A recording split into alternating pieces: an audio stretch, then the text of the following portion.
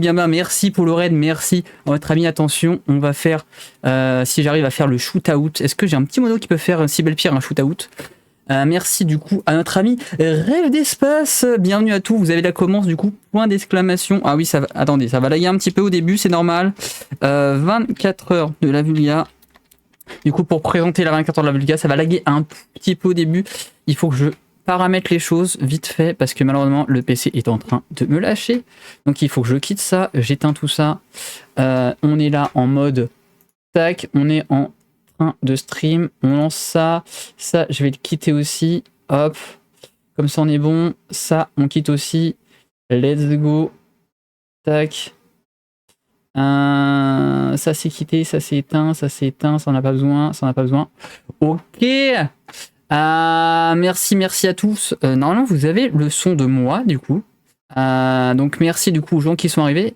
Normalement oui, le son n'est pas au début parce que comme j'ai dit, nous sommes un navire antique, un navire médiéval, un navire du Moyen-Âge, et du coup le navire est un petit peu ancien. C'est pour ça qu'en ce moment on essaie de financer le navire pour avoir un navire qui fonctionne. Donc merci à tous ceux qui sont arrivés, merci à Guillaume pour ton follow, tu passes du rang de Marindous à celui de Moussaillon, tu as ta boussole et ta carte pour maintenir le cap sur les flots de la connaissance. Merci du coup à... Qui c'est qui est arrivé? Merci du coup à tous Thérèse pour aujourd'hui. Merci Azim pour la première fois sur le chat. Merci à Betag pour ta première fois sur le chat. Voilà la commande du coup, point d'exclamation, 24 heures de la Vulga pour récapituler qu'est-ce qu'on fait avec PogScience pour ces 24 heures de la Vulga. Moi, je vais présenter rapidement la chaîne. Aujourd'hui, moi, c'est Romain, alias le Flow d'Histoire. Ici, on apprend l'histoire, on décrit des articles historiques, on décrit aussi l'actu géopolitique pour comprendre un petit peu mieux comment le monde fonctionne à travers le prisme de l'histoire. On accueille des invités comme aujourd'hui, un invité incroyable, ancien directeur du laboratoire du CNRS de recherche en histoire maritime française. On fait aussi des live IRL pour découvrir un petit peu des lieux historiques. À travers le prisme de l'histoire. Donc si vous aimez l'histoire, vous aimez la géopolitique, vous aimez apprendre comment le monde fonctionne, et bah on est bien. J'espère que le son est bon pour moi. Voilà, donc merci Chaperonel pour ton Prime, merci beaucoup. Gros cœur sur toi pour ton abonnement Prime les amis. Merci beaucoup, je t'envoie des cœurs. C'est pour le navire exactement, comme j'ai dit, comme vous l'avez vu en arrivant, j'ai mis j'en parle pas trop, mais on a mis du coup un coffee du coup pour financer le nouveau navire parce que malheureusement mon PC est en train de me lâcher, donc c'est pour ça que vous avez eu du lag un petit peu au début parce que malheureusement mon PC a plus de 15 ans et du coup il est en train de me lâcher petit à petit. Et c'est triste, on pourra bientôt plus stream, mais c'est pour ça qu'on a bientôt un nouveau PC, un nouveau navire. Voilà. Donc je vais vous présenter notre invité sans plus tarder. Invité incroyable, je vais vous l'afficher à l'écran, les amis, normalement ça va fonctionner. On va mettre le son aussi pour ça. Hop, je vais faire ça. Attendez, je mets la piste audio, je mets la bonne scène. Et normalement, ça va fonctionner. Voilà. Donc bienvenue, monsieur Verger-Franceschi. Bienvenue à vous sur le live, bienvenue à bord du Flow de l'Histoire. Comment allez-vous? Bonjour, merci Romain. Ben, en tout cas, moi je suis très content de vous accueillir aujourd'hui. Merci d'avoir répondu à ma demande, en tout cas en dernière minute. C'est vraiment assez incroyable. Peut-être que pour ceux qui connaissent pas, moi je vais vous présenter. Oups, non, si je fais ça, ah oui, si je fais ça, ça fait ça en fait. Ah oui, je vais le faire comme ça. Hop, je vais vous laisser à la fâche. Donc monsieur Verger-Franceschi est historien français d'origine corse. Et du coup, il a été professeur d'université émérite, spécialiste de l'histoire maritime française du XVIIe siècle au XVIIIe siècle, ainsi que de l'histoire de la Corse. Il a notamment été directeur du laboratoire de recherche en histoire maritime au CNRS Paris 4, la Sorbonne, au Musée national de la marine. Il a été professeur du coup d'histoire moderne à l'université de Savoie à Chambéry, à l'université de Tours. Il est aussi professeur émérite depuis 2019. Il a été président de la Société française d'histoire maritime jusqu'en 2005. Voilà. On peut peut-être citer d'autres choses, peut-être que vous avez complété sur les éléments qui... Aussi écrivain aussi, on va dire, il écrit beaucoup d'ouvrages, notamment La Royale au temps de l'amiral d'Estaing, Les officiers généraux de la marine royale de 1715 à 1774, Les campagnes de mer sur mer de Louis XIV, Henri le Navigateur, Abraham Duquesne, enfin énormément d'ouvrages du coup qui traitent notamment à l'histoire maritime. Peut-être vous voulez présenter, rajouter quelque chose sur votre biographie ou sur vous en tout cas, pour vous présenter. En tout cas, merci à vous d'être présent aujourd'hui. Oui, Romain, volontiers, vous avez tout dit. Bon, je suis né à Toulon. Alors, Pierre Chaunu disait toujours, c'est le doigt du destin, lorsqu'il parlait de moi, parce qu'évidemment, je suis né dans le premier port de guerre français qui devient français lorsque la Provence devient française à partir de Louis XI en 1481, puisque le roi de France a hérité de la Provence. Et donc Toulon et Marseille n'étaient pas encore des ports français. J'ai fait d'ailleurs une histoire de Toulon il y a une trentaine d'années qui va être rééditée très très prochainement.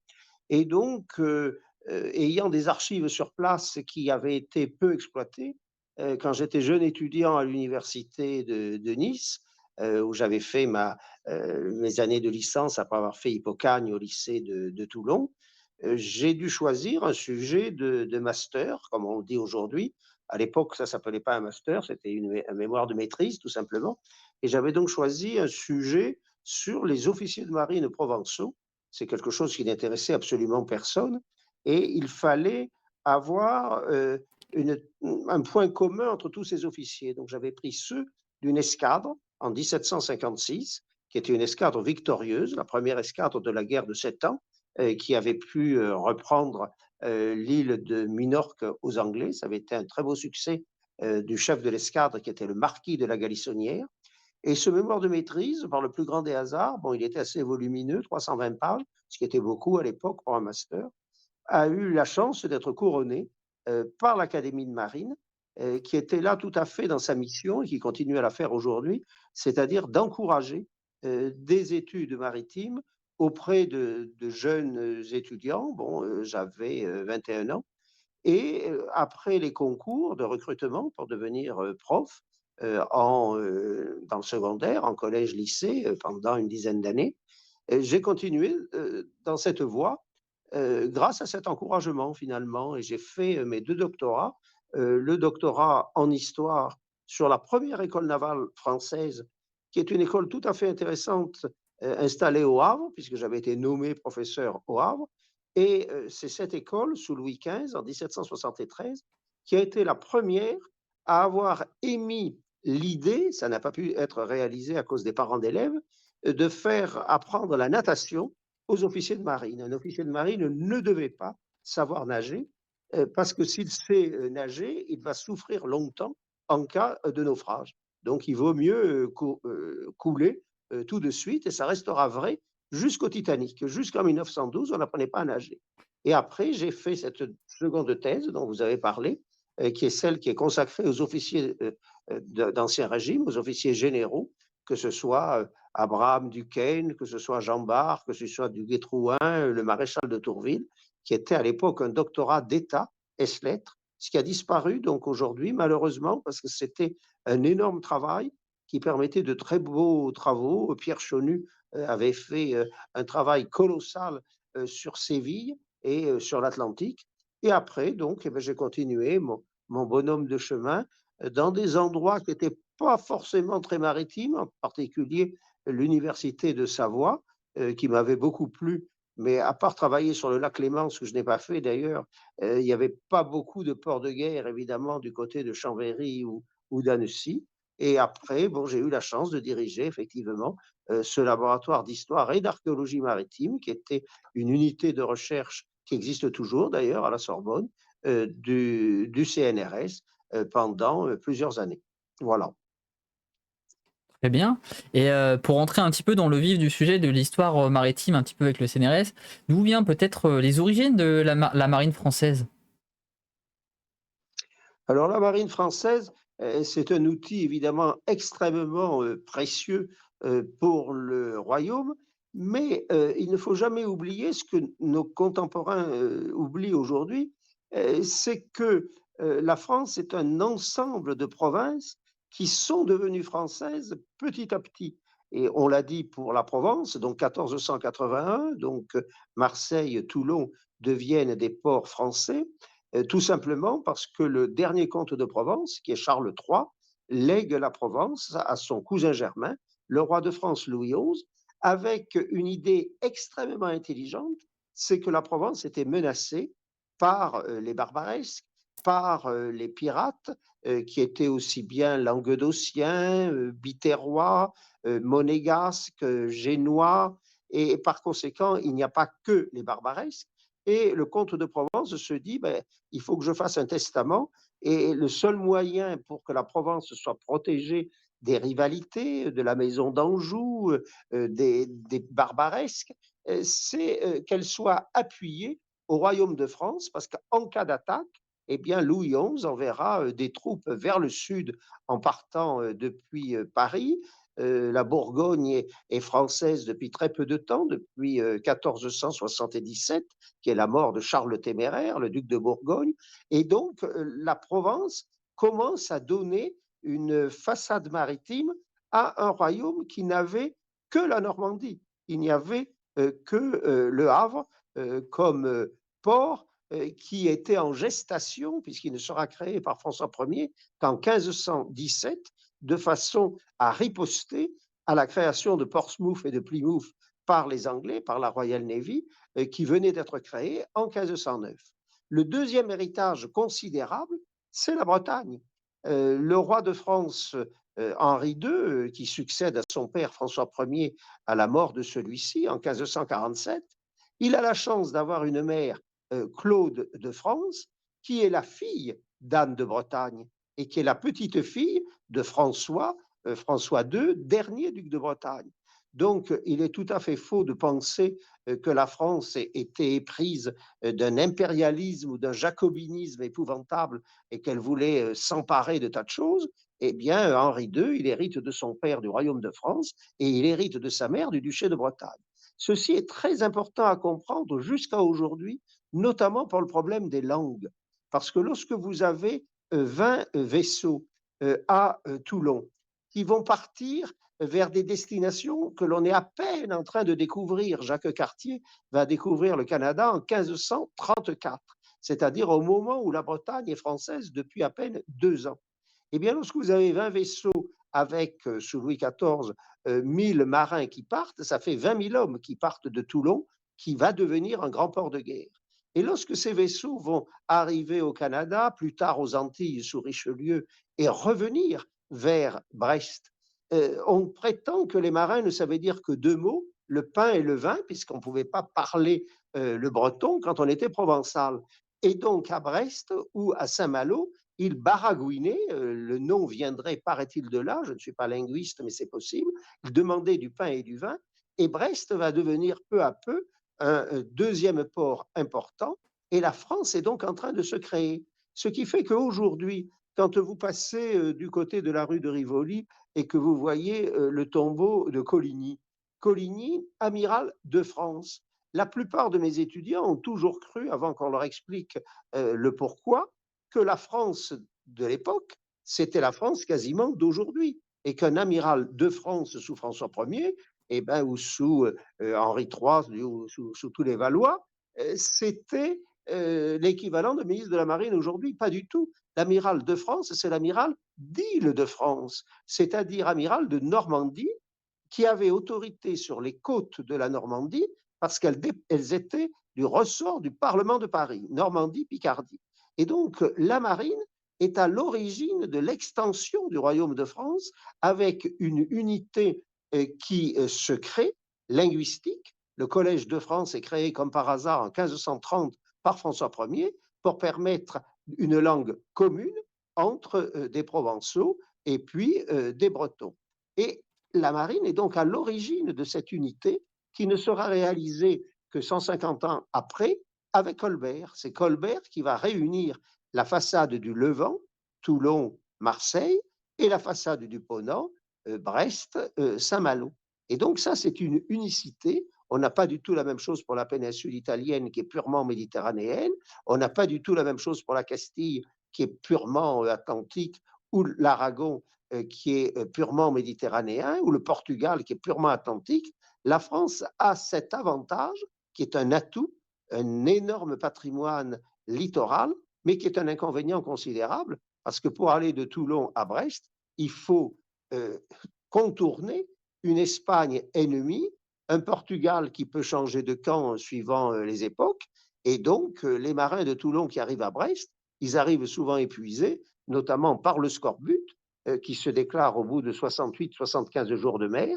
Et donc, la spécificité de la France, c'est d'avoir non pas une façade maritime, mais on a aussi la Manche, on a aussi la mer du Nord, en plus de la Méditerranée et de l'Atlantique. Ok. Nous, ça c'est très intéressant sur comment l'homme on a réussi un petit peu à dompter les mers. Nous, on a je sais pas si vous êtes au fait de l'histoire, mais hop, chercher. Nous, ici, on a un symbole en fait dans le stream. C'est ce vaisseau, c'est le Vasa, le vaisseau suédois qui a coulé en 1628. Je ne sais pas si vous êtes au fait un petit peu de son histoire. Et moi, j'avais une question qui est un petit peu en lien avec ça. On a vu l'importance de la marine française, un peu comment elle a été découpée du coup, et les différentes juridictions, avec notamment l'amiral d'Île-de-France que vous avez mentionné. Et comment du coup la France a réussi à construire des navires qui étaient capables en fait de franchir ces grandes distances, ces voyages au long cours à travers l'Atlantique notamment.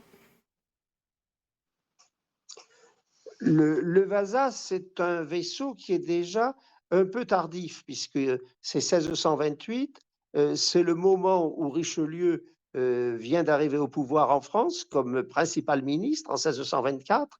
Une grosse partie du travail des grandes découvertes a déjà 150 ans. Ça a commencé avec les Portugais. Cette immense façade atlantique a fait du Portugal un creuset qui était au contact de deux marines. Vous avez une marine de Méditerranée qui sort de Gibraltar depuis 1296 avec une sortie des Génois qui sont sortis de Gibraltar et qui ont une construction avec des voiles latines, c'est-à-dire des voiles triangulaires. Et puis, le long de ces côtes du Portugal, vous avez les autres marines, la marine du Nord, qui n'est pas forcément la marine encore spécifique suédoise du temps de Gustave Adolphe ou de la reine Christine, mais vous avez donc une autre construction navale avec des voiles qui cette fois-ci sont carrés ou des voiles rectangulaires, ce qui fait que le littoral du Portugal, c'est un laboratoire de recherche, puisque vous avez les différents types de voiles, les différents types de mâts en résineux, les résineux qui viennent de Suède, qui viennent de Scandinavie, qui viennent de Moscovie, et puis les chênes que vous avez dans les Alpes ou dans les Pyrénées ou dans le Massif central. Et donc la première puissance avant la Suède au XVIIe siècle, qui a découvert le monde, c'est le Portugal. La deuxième puissance qui s'est greffée là-dessus, ça a été la Castille, avec évidemment un Génois, Christophe Colomb. Ça, c'est pour le 15e, 16e siècle. Alors, quand on arrive au 17e, vous avez un génie maritime qui est du temps du Vasa, qui est le cardinal de Richelieu. Et Richelieu, il a cette phrase qui est absolument extraordinaire, qui veut dominer la terre doit d'abord dominer la mer. Et on l'a bien vu avec la campagne de l'Atlantique et la guerre de l'Atlantique pendant la Deuxième Guerre mondiale. C'est là que l'on voit que c'est un grand politique, puisque 400 ans avant, il pressentait ce qui allait se passer un jour. Et donc, à partir de 1626, Richelieu crée ce qui est aujourd'hui notre école navale. Ça, on doit quand même savoir que c'est lui qui est à l'origine de nos midships de l'école navale aujourd'hui. Et donc, la plus vieille alliance que la France va signer et qui va durer le plus longtemps avec une puissance, et vous avez bien fait de commencer par le Vasa, c'est effectivement la Suède. Parce que la Suède, c'est 3 millions d'habitants et la France de Richelieu, c'est 18 à 20 millions d'habitants. Donc la Suède, c'est un tout petit pays. Par conséquent, c'est comme aujourd'hui, peu de contribuables. Peu de contribuables, donc peu d'argent. Et par contre, des munitions navales, c'est-à-dire du bois, notamment des pins pour les mâts, énormément de cuivre pour les canons, énormément de fer, et à l'époque du Vasa, les meilleurs canons d'Europe, ce sont les canons de Gustave Adolphe, le père de la reine Christine. Et par conséquent, la France signe une alliance avec la Suède en 1631 qui va durer jusqu'à la Révolution française. Ils avaient besoin d'argent, on envoyait des thalers, donc de la monnaie pour remplir les coffres de la Suède, et eux nous envoyaient du bois, des planches, du chanvre pour faire les voiles, et il y avait une bonne entente entre ce royaume catholique dirigé par un cardinal romain de la Sainte Église apostolique et romaine qui était Richelieu, et un pays luthérien, protestant, qui était celui du Lion du Nord, c'est-à-dire de Gustave Adolphe, qui était particulièrement farouche et à défendre son protestantisme. Et donc le Vasa est un bon exemple de ce qu'il ne fallait pas faire, c'est-à-dire des vaisseaux qui n'étaient pas, ils étaient destinés à combattre, ils étaient destinés à aller vite, ils étaient destinés à fuir les pirates, et les officiers de marine étaient furieux, en France aussi, de voir que c'était de véritables œuvres d'art chargées de sculptures en bois, chargées donc d'énormément d'ornementation, et ça entraînait donc la perte du Vasa qui coule lorsqu'on le lance.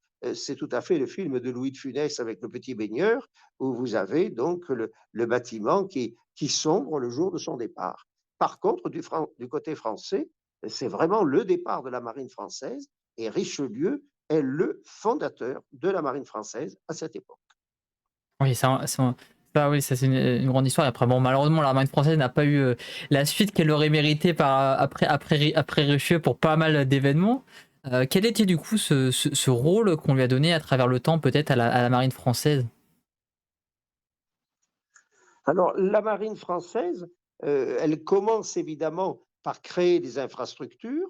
Donc, Brest et Toulon sont deux ports importants, mais du temps de Richelieu, les bateaux n'ont pas encore, les navires, les bâtiments, puisqu'on dit bâtiments et non pas bateaux pour la marine de guerre, les bâtiments sont construits du côté de Nantes, dans l'île d'Indré en particulier. Ils sont construits à La Roche-Bernard. Le port de Rochefort n'existe pas jusqu'à Colbert. Le port de Toulon est le premier port de guerre, avec un ministre Richelieu qui est très intelligent et qui a un geste extraordinairement symbolique. Il fait acheter par la municipalité de Toulon la maison mitoyenne de l'hôtel de ville de Toulon.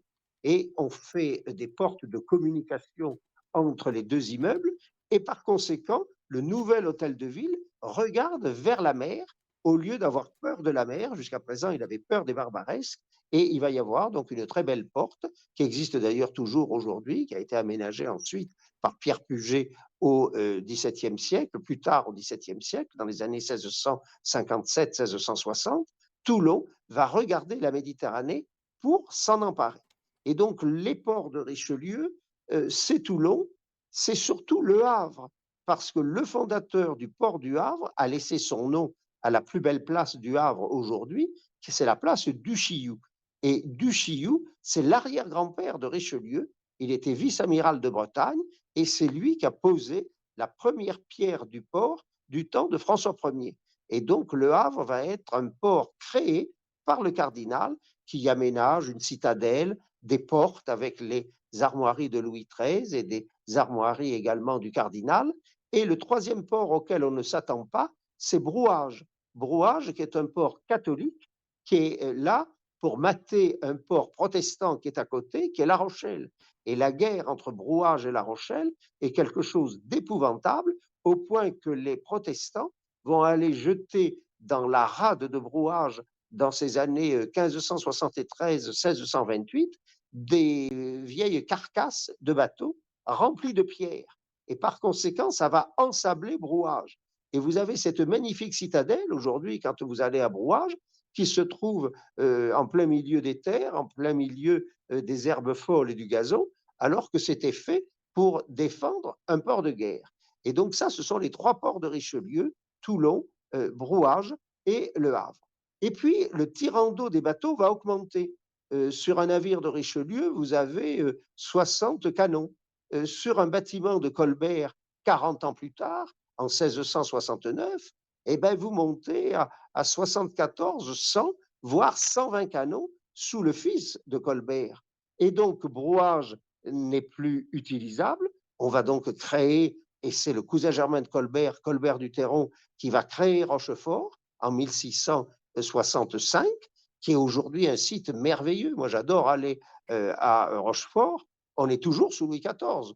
L'hôtel des Vermandois, les rues pavées, la corderie qui a été remarquablement restaurée, 300 mètres de long, puisque les cordages les plus longs faisaient 300 mètres. Donc, il fallait avoir un bâtiment qui avait la longueur des cordages et non pas des cordes, puisque sur un bâtiment, il n'y a que des cordages et une seule corde, qui est la corde pour sonner le repas, c'est celle de la cloche de la cuisine. Et puis, le port de Brest, c'est Colbert qui le développe. Colbert a trouvé Brest avec 2000 habitants. C'était un trou. Et par contre, en 1715, à la mort de Louis XIV, le port, c'est 15 000 habitants. Et donc, on a cette France de Colbert qui aboutit à la France d'aujourd'hui, c'est-à-dire Toulon et Brest, les deux ports principaux. Et Rochefort, à peine créé, va décliner, parce que créer un port à 25 km de la mer sur la Charente, c'était fait pour être à l'abri des Anglais et des Hollandais, mais on est tellement à l'abri que lorsque les bâtiments français ont 100, 120 canons, eh bien, on ne peut plus descendre la Charente. Donc, il fallait faire descendre les navires par des chemins de halage de chaque côté, des chevaux qui tiraient les bâtiments jusqu'à l'île d'Aix. Et puis, il fallait descendre également tous les canaux jusqu'à l'armement du côté donc de l'île d'Aix. Ce n'était pas pratique du tout.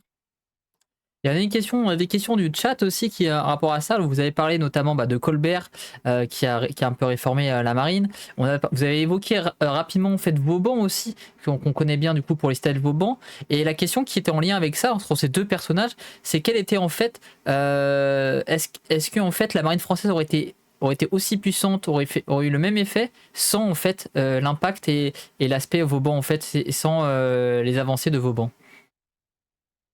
Ah, il est évident que Vauban joue un rôle dans les fortifications et dans l'aménagement des ports considérable, que ce soit sur la Manche et la mer du Nord. Il se méfie beaucoup des Anglais. Il y avait une petite fortification très ancienne du Moyen Âge à Cherbourg et il a préféré la détruire. Ça, c'est typique dans l'esprit du XVIIe, parce que si on laisse une fortification et que les Anglais s'en emparent, eh bien, si ce petit bout de Cherbourg qui existe du temps de Vauban était pris, eh bien, ça serait une passerelle pour l'ennemi. Et donc, il l'a fait détruire, et ce n'est qu'à partir de Louis XVI que l'on aura un vrai port à Cherbourg.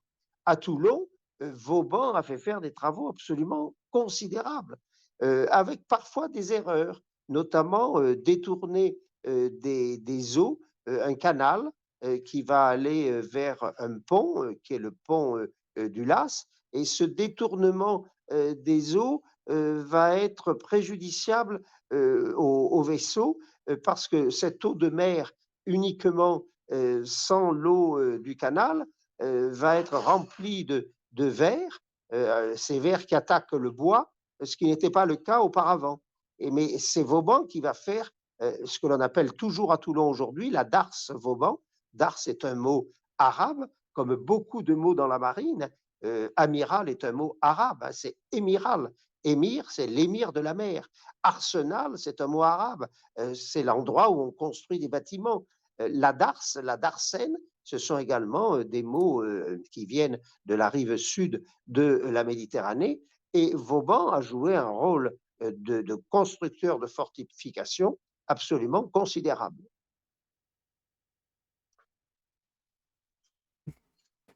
On avait une autre question qui est merci en tout cas pour la réponse. Hein. Ces deux grands personnages étaient forcément liés. On nous dit comment est-ce que se fait-il que la France ait loupé le grand départ des explorateurs au même titre que l'Espagne et le Portugal en fait. Comment la France a loupé le grand départ alors que l'Espagne et le Portugal eux l'ont pris? Le Portugal et la Castille, plus que l'Espagne, qui étaient deux royaumes indépendants jusqu'en 1516, jusqu'à la mort du grand-père de Charles Quint, Ferdinand d'Aragon, ces deux puissances ont lancé les grandes découvertes en pratiquant des sauts iliens. Ils sont allés vers les Canaries, ils sont allés vers les Açores. Christophe Colomb va encore plus loin, il arrive vers les Antilles, c'est lui qui voit la Martinique, c'est lui qui voit la Guadeloupe, et ces hommes qui aujourd'hui n'ont pas toujours bonne presse, les statues de Christophe Colomb sont détruites sur le sol américain, ce qui est une erreur, parce qu'on les regarde comme d'abominables colonisateurs. Mais ce sont des hommes qui sont des découvreurs. Avant d'être des colonisateurs, ils ont débarqué sur des terres inconnues. On ne peut pas le leur reprocher, sinon on ignorerait toujours aujourd'hui l'Amérique du Nord ou le Brésil avec Cabral, on ignorerait ces terres. Il ne faut pas confondre le découvreur, qui est un homme de savoir, hein, Christophe Colomb était un homme très cultivé, plus tard c'est Jacques Cartier, et effectivement, vous avez raison là aussi, la France a raté la grande découverte maritime du XVIe siècle, car il ne faut pas oublier que le XVIe siècle français, celui de Marignan, 1515, celui de Pavie, 1525, ce sont les guerres d'Italie. Et donc, c'est quand même assez extraordinaire quand vous prenez quelques dates. 1515, la France, François Ier, il est où? Il est à Marignan. Et où sont les Castillans en 1519 avec Cortés? Ils sont à Mexico. Et donc, c'est quand même assez extraordinaire de voir qu'en 1525, nous, on est à Pavie avec toujours François Ier, alors que les autres sont déjà sur le sol d'Amérique du Nord.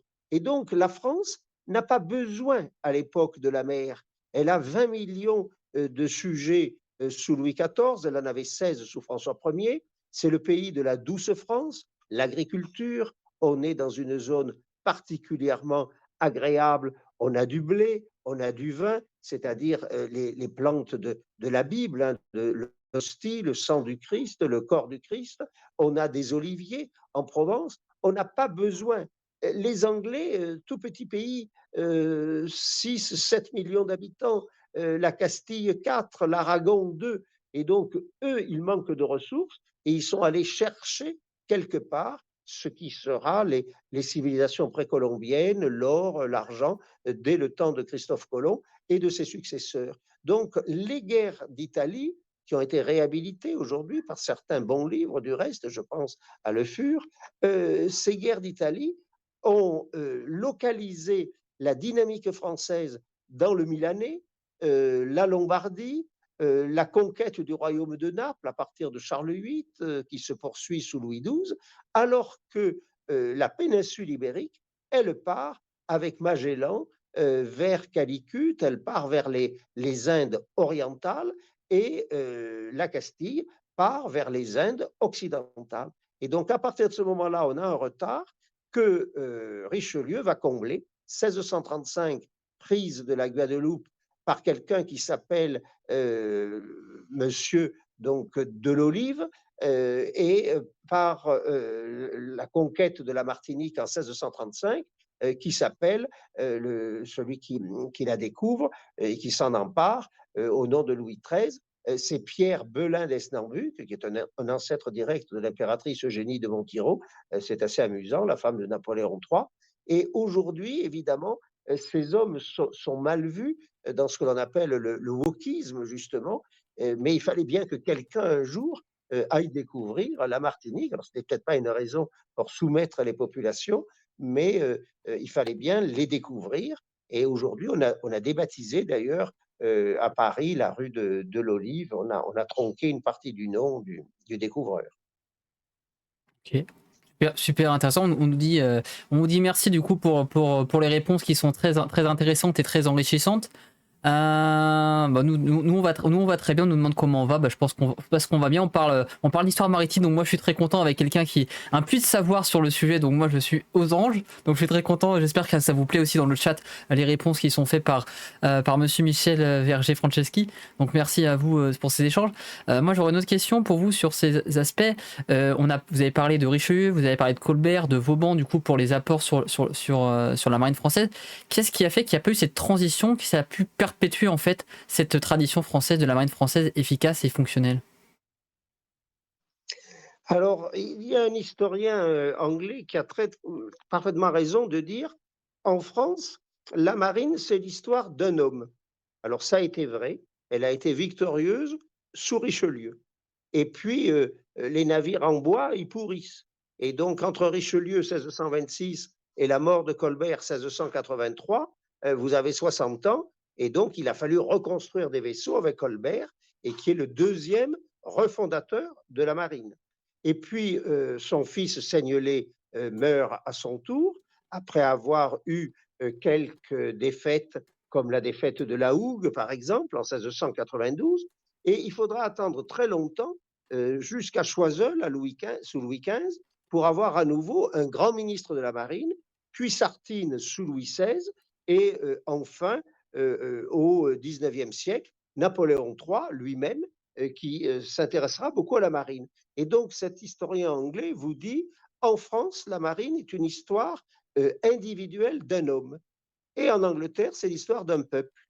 Et là est toute la différence. La Royal Navy, elle, qui est créée par Henry VIII Tudor, qui a commencé un petit peu sous son père Henri VII, celui qui avait créé Portsmouth et Plymouth en 1509, eh bien, les Anglais ont besoin d'une marine.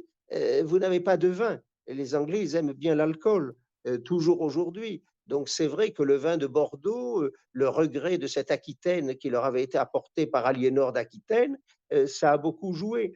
Et puis, le sel, il est en Méditerranée. Donc, les navires de Méditerranée, ils portaient vers le nord le sel, ils portaient vers le nord les anchois, ils portaient vers le nord le vin. Et les navires de commerce du nord, eux, ils portaient le beurre, ils portaient le chanvre. Et donc, il y avait un échange constant de denrées entre ce que l'on produisait, et les Anglais ont été parmi les premiers à prendre des colonies. La France avait la Martinique, la Guadeloupe pour le sucre, le tabac, le coton. Les Anglais ont eu la Jamaïque. Et là, vous avez tout un monde qui se met en place, et dont il reste aujourd'hui d'ailleurs de grands atouts et de grands amis. La Martinique est un territoire français, la Guadeloupe est un territoire français depuis 1635, c'est-à-dire 130 ans avant la Lorraine, 150 ans avant la Corse, 230 ans avant la Savoie, et 230 ans avant le comté de Nice. Donc, ce sont des terres françaises depuis l'époque de Louis XIII.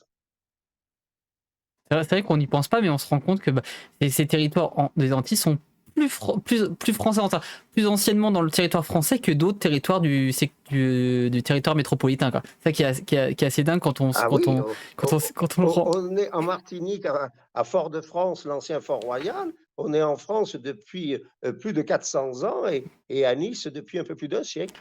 C'est vrai qu'on ne se rend pas compte, hein, on se dit que Nice ça fait beaucoup plus longtemps, mais en fait non, pas du tout, quoi. En tout cas, on nous remercie dans le chat, on dit que c'est très intéressant. Encore une fois, moi, je remercie les gens qui dans le chat pour vos remarques. N'hésitez pas, comme je dis, je vous invite à poser des questions. C'est le moment. On a la chance et l'honneur du coup d'avoir Monsieur Verger-Franceschi parmi nous aujourd'hui, qui est un puits de connaissances encore une fois sur le sujet. Donc, je vous invite vraiment à lui poser toutes vos questions sur le sujet.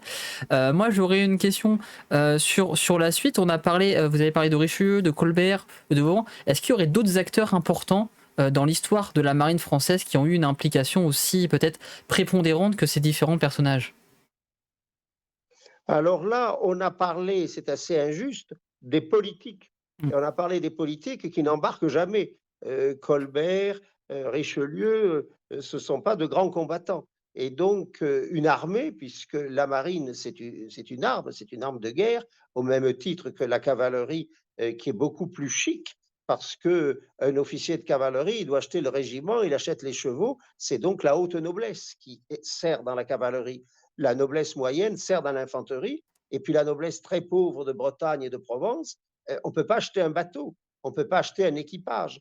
Donc moi, j'ai étudié la marine parce que c'est le premier corps au service de l'État qui est un corps de méritocratie, sans vénalité des offices. À une époque où on achetait une charge de conseiller au Parlement de Rouen ou au Parlement d'Aix-en-Provence, eh bien, un capitaine de vaisseau, il n'achète rien, si ce n'est au prix de son sang. Et donc, les marins, parmi les plus grands, on a eu évidemment Jacques Cartier pour le Canada du temps de François Ier, et puis ensuite Samuel Champlain, toujours pour le Canada du temps de Richelieu en 1635, qui meurt d'ailleurs au Canada en 1635. Et puis on a tous ces grands officiers qui vous montrent que le règne de Louis XIV connaissait très bien ce qu'était la méritocratie, ce qui fait qu'il n'y a pas de révolution sous Louis XIV. Pourquoi? Vous regardez Jean Bart, il est fils de pêcheur et il est chef d'escadre des armées navales, c'est-à-dire contre-amiral. Vous prenez Abraham Duquesne, en plus, lui, il est protestant, il est huguenot. Son grand-père était cordonnier en Normandie. Il devient marquis Duquesne. Il est créé marquis par Louis XIV, qui lui donne d'ailleurs un très beau château qui n'existe plus aujourd'hui à côté d'Étampes. Et ce petit-fils de cordonnier devient lieutenant général des armées navales, c'est-à-dire l'équivalent de vice-amiral d'escadre aujourd'hui. Vous prenez Duguay-Trouin à Saint-Malo, qui était le fils d'une petite veuve armatrice de Saint-Malo. La méritocratie existe. Elle n'existera plus sous Louis XVI, et là, vous aurez la Révolution, parce qu'à partir des édits de Ségur de 1780, pour être officier, il faut avoir un père, un grand-père et un arrière-grand-père noble depuis plus de 100 ans. Et si vous mettez un couvercle sur une marmite qui est en train de chauffer, eh bien, vous aboutissez au 14 juillet 1789. Donc, Louis XVI a commis des erreurs impardonnables et énormes, et Louis XIV mérite jusqu'à aujourd'hui toute notre admiration, et il la mérite tellement que Napoléon reprendra des mesures de Louis XIV en créant les lycées, en créant la Légion d'honneur avec un ruban rouge, de même que Louis XIV avait créé l'Ordre royal et militaire de Saint-Louis avec un ruban rouge, et la méritocratie réexistera avec Napoléon comme elle existait sous Louis XIV. Et ce n'est pas un hasard si jusqu'à aujourd'hui, nos étudiants savent qu'ils font partie des plus grands souverains français, puisqu'il y a une grande justice dans la société de l'époque. Vauban n'était pas quelqu'un d'une très grande naissance, c'était la petite noblesse d'un pays glacial en hiver qui est le Morvan, et il a vraiment réussi en 74 ans de vie à laisser un nom jusqu'à aujourd'hui, comme Jean Bart, Duguay-Trouin. Bon.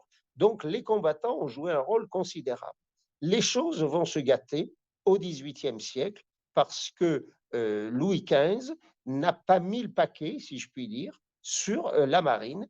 Et donc, si la première guerre, qui est la guerre de succession d'Autriche de 1744 à 48, a fini par une paix de statu quo, ça n'est pas le cas pour la guerre de 7 ans, de 1756 à 63. Il faut quand même bien voir que Louis XV perd Québec, perd Montréal avec la mort à Québec du marquis de Montcalm en 1759 dans les plaines d'Abraham. La France perd la Guadeloupe en 1759, elle perd la Martinique en 1762, elle perd même les îles des côtes bretonnes comme Belle-Île, et donc le traité de Paris de 1763 est un traité tellement catastrophique qu'il engendre d'ailleurs un ressentiment qui est porteur de révolution, parce que les gens en 1763 se disent pourquoi la noblesse qui est à la tête des armées, pourquoi elle est privilégiée, pourquoi elle est dispensée d'impôts, alors qu'elle est capable simplement de perdre nos colonies. Et par conséquent, le privilège accordé à la noblesse devient tout à fait injustifié. La flotte de Toulon a été perdue au large de Lagos en août 1759 en totalité, 20 vaisseaux, et la flotte de Brest a été perdue en novembre 1759 à cause de l'incurie du ministre qui fait sortir une flotte de Brest en plein mois de novembre, et donc la flotte est perdue. Et le résultat, c'est le traité de Paris en 63. Nous n'avons plus de vaisseaux.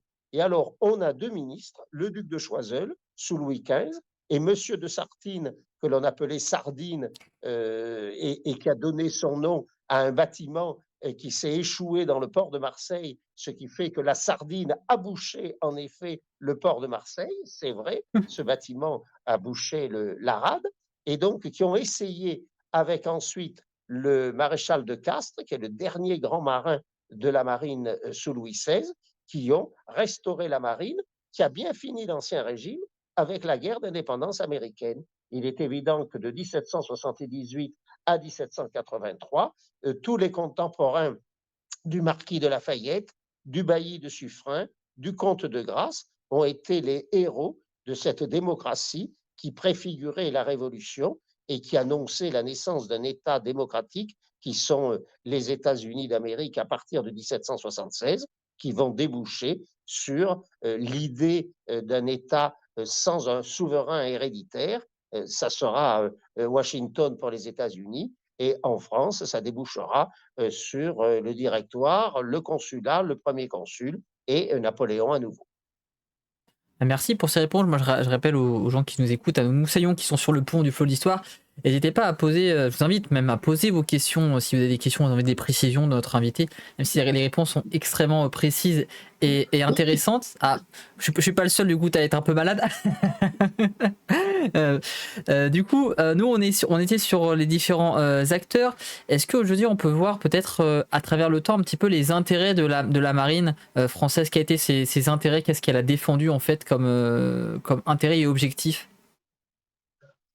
Ah, la marine a toujours joué, depuis qu'elle existe, depuis le XVIe siècle notamment, depuis Charles IX jusqu'à aujourd'hui, un rôle considérable de protection des côtes. Et c'est pour ça d'ailleurs que je travaille beaucoup aussi sur la Corse, parce que on regarde nos îles comme des terres un petit peu parfois d'outre-mer. On ne peut pas considérer que la Corse est une île d'outre-mer. La Corse, elle est à 40 minutes d'avion de Nice à partir de Bastia. Elle est à un peu plus d'une heure et quart à partir de Paris. Et les îles, comme les navires de guerre, sont des protections. Et alors, il y a une chose qui est très importante à noter, mais que plus personne ne dit. Vous prenez Porquerolles, vous prenez Ouessant, vous prenez l'île de Saint, les titulaires de ces îles sous l'Ancien Régime recevaient tous du roi de France, comme pour la Guadeloupe, comme pour la Martinique, le titre de marquis, marquis de Porquerolles, marquis de Belle-Île. C'était le cas du petit-fils de Fouquet, propriétaire de Belle-Île. Pourquoi marquis? Parce que ce sont les marches du royaume. Et donc, en Corse, le père de Pascal Paoli, Hyacinthe Paoli, avait reçu le titre de marquis du seul roi que la Corse ait connu, qui était Théodore de Nehoff, ce qui fait que dans l'esprit de l'époque, la Corse, comme Bréa, comme l'île Sainte-Marguerite ou comme Porquerolles ou l'île du Levant, eh bien, c'était une marche de ce royaume de France. Ça n'a rien à voir, contrairement à ce que certains prétendent aujourd'hui, avec une Polynésie où nos compatriotes et amis de Polynésie n'ont été français qu'à partir de 1842, en étant donc totalement étrangers à toute l'histoire de Samuel Champlain jusqu'au duc de Choiseul, en passant par Louis XIII, Richelieu, etc.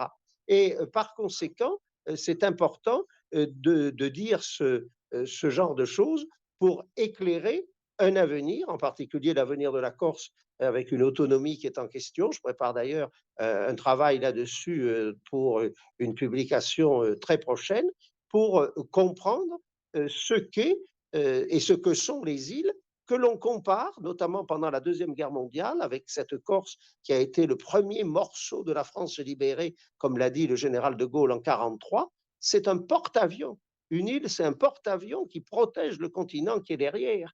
Imaginez que les Anglais qui se sont emparés de Gibraltar en 1704 et qui sont restés depuis à Gibraltar, qui se sont emparés de Minorque en 1707, qui se sont emparés de Bastia en 1745, qui se sont emparés de la Corse de 1794-96 en attendant de s'installer à Suède dans les années 1950.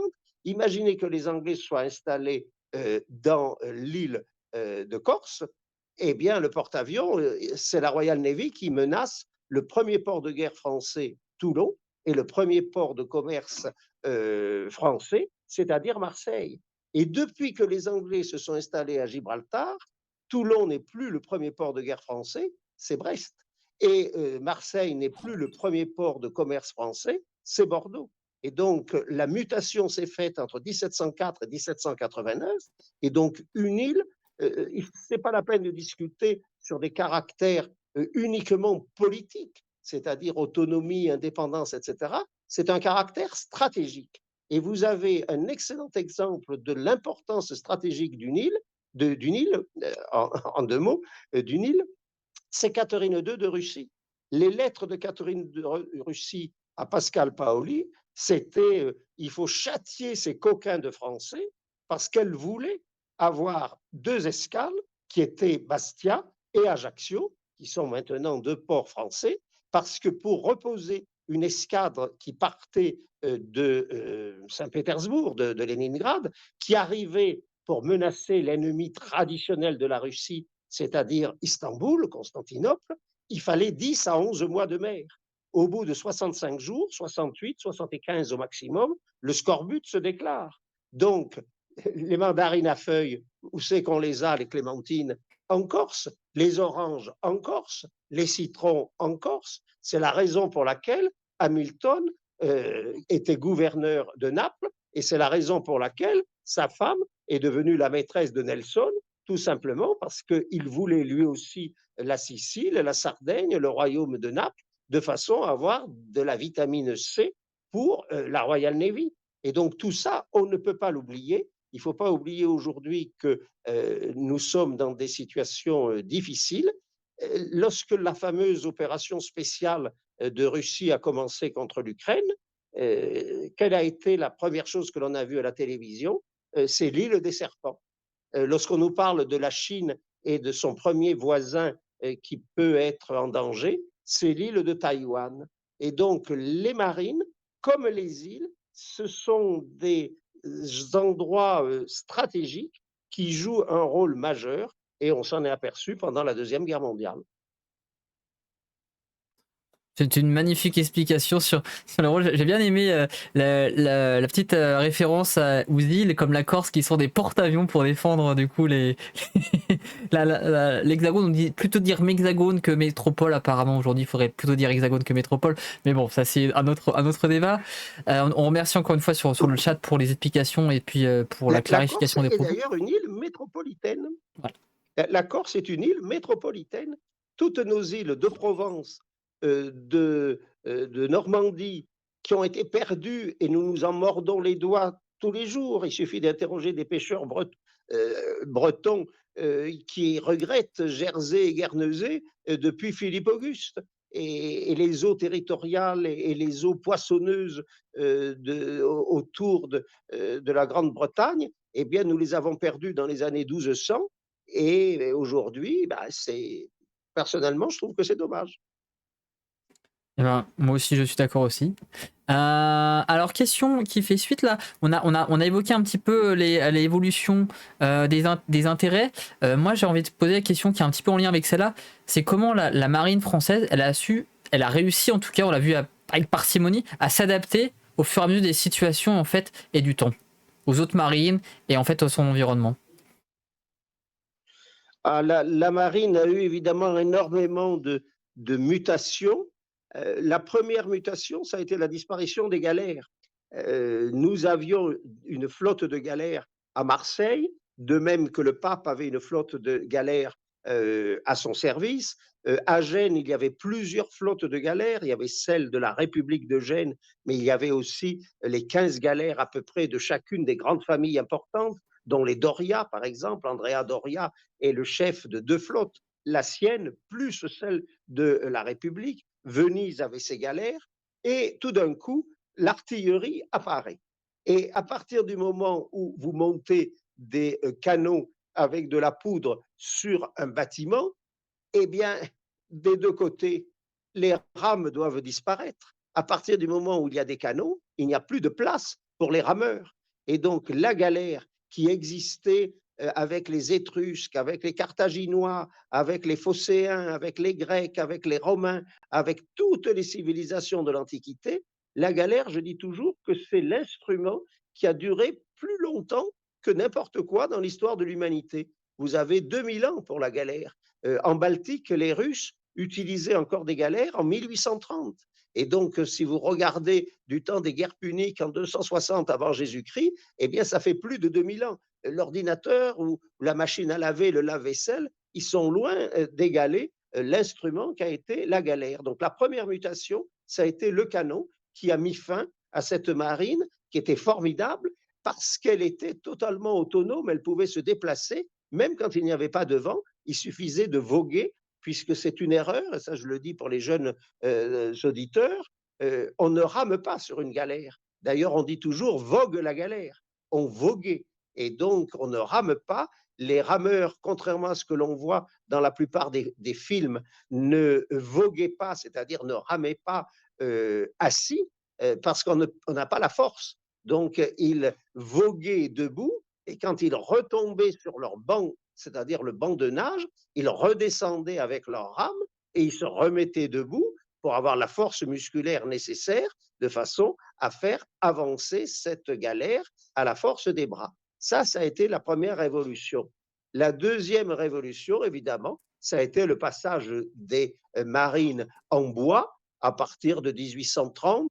Le premier bateau Fulton, bateau à vapeur, bon, qui n'est pas français, mais américain, c'est 1807.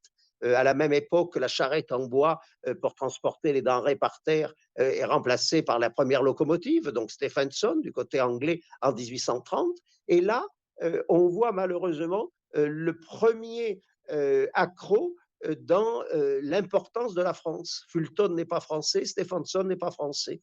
Et donc la Révolution s'est tiré une balle dans le pied en 1789.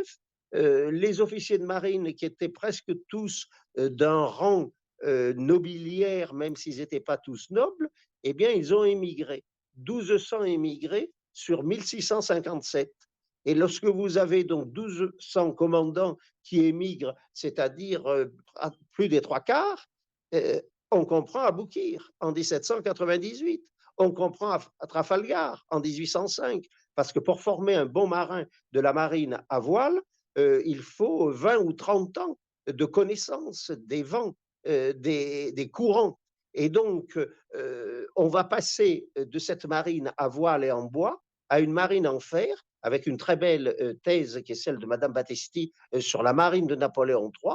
Napoléon III qui crée des bâtiments comme la Gloire, comme le Napoléon, à partir de 1848-1850, lorsqu'il est encore président de la République à ce moment-là.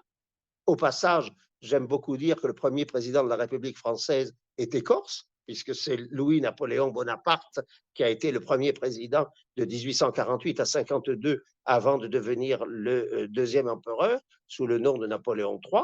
Eh bien, là, la marine s'adapte et aujourd'hui, évidemment, les marins ont conservé le code de l'honneur, le code de la valeur, le code du service, qui a toujours été le leur.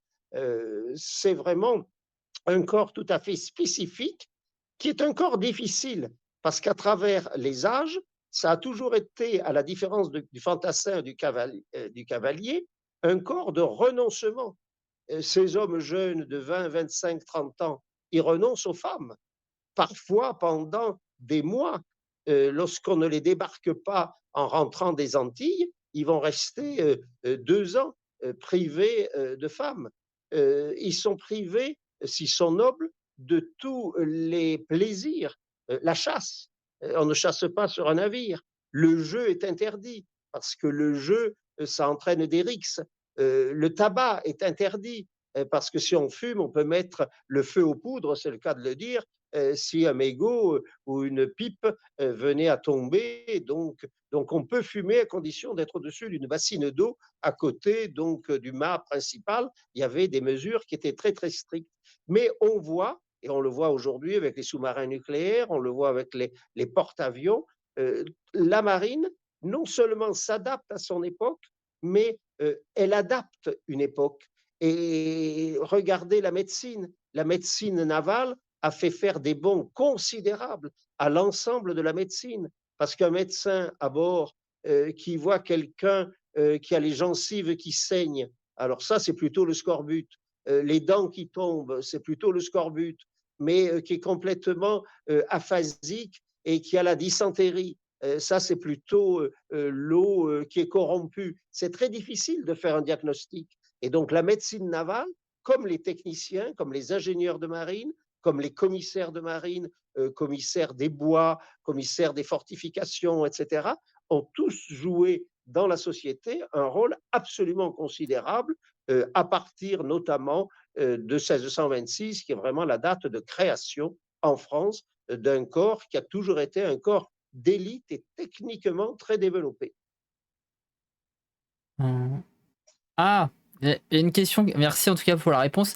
On a une question qui est en lien, parce que par exemple, hier on a regardé un reportage sur le Vasa, notamment sur certains de ces bâtiments qui étaient vraiment très arborés, très colorés, avec énormément de matériaux qui étaient plus, on va dire, des musées vivants que des vrais navires de guerre. Est-ce que du coup, les navires étaient aussi colorés, aussi riches en fait en termes de moulure, en termes de décoration, que ce qu'on nous le montre en fait dans la fiction? Alors, toutes ces colonnes, toutes ces figures de proue, tous ces personnages qui soutenaient le balcon arrière du gaillard arrière des vaisseaux, parce que c'était là où se trouvait la grande chambre, c'est-à-dire l'appartement du commandant. Évidemment, on en a peu de traces puisque c'était du bois. Et tous ces bois qui étaient sculptés par de très grands sculpteurs comme Pierre Puget, que l'on appelait le Michel-Ange français, eh bien, tous ces vaisseaux ont disparu. Il suffit d'aller à Toulon et vous regardez sur le quai du port de Toulon, vous voyez les cariatides de Puget, que l'on appelle des cariatides à Toulon, ce qui est une erreur, puisque ce sont des Atlantes. Les cariatides, ce sont des femmes sculptées, et les Atlantes, ce sont des hommes. Et vous vous représentez très bien, puisqu'ils soutiennent depuis 1657 le balcon de ce qui est aujourd'hui l'Office de tourisme de Toulon. Ils soutiennent donc ce balcon. Et on se rend compte du poids et de la décoration, de l'ornementation. Et on a encore une lettre des officiers de marine de Toulon qui est adressée à Louis XIV et qui est très drôle. Parce qu'ils disent à Louis XIV, Votre Majesté donne 5000 livres par an à Monsieur Puget pour faire des statues qu'il met sur nos vaisseaux.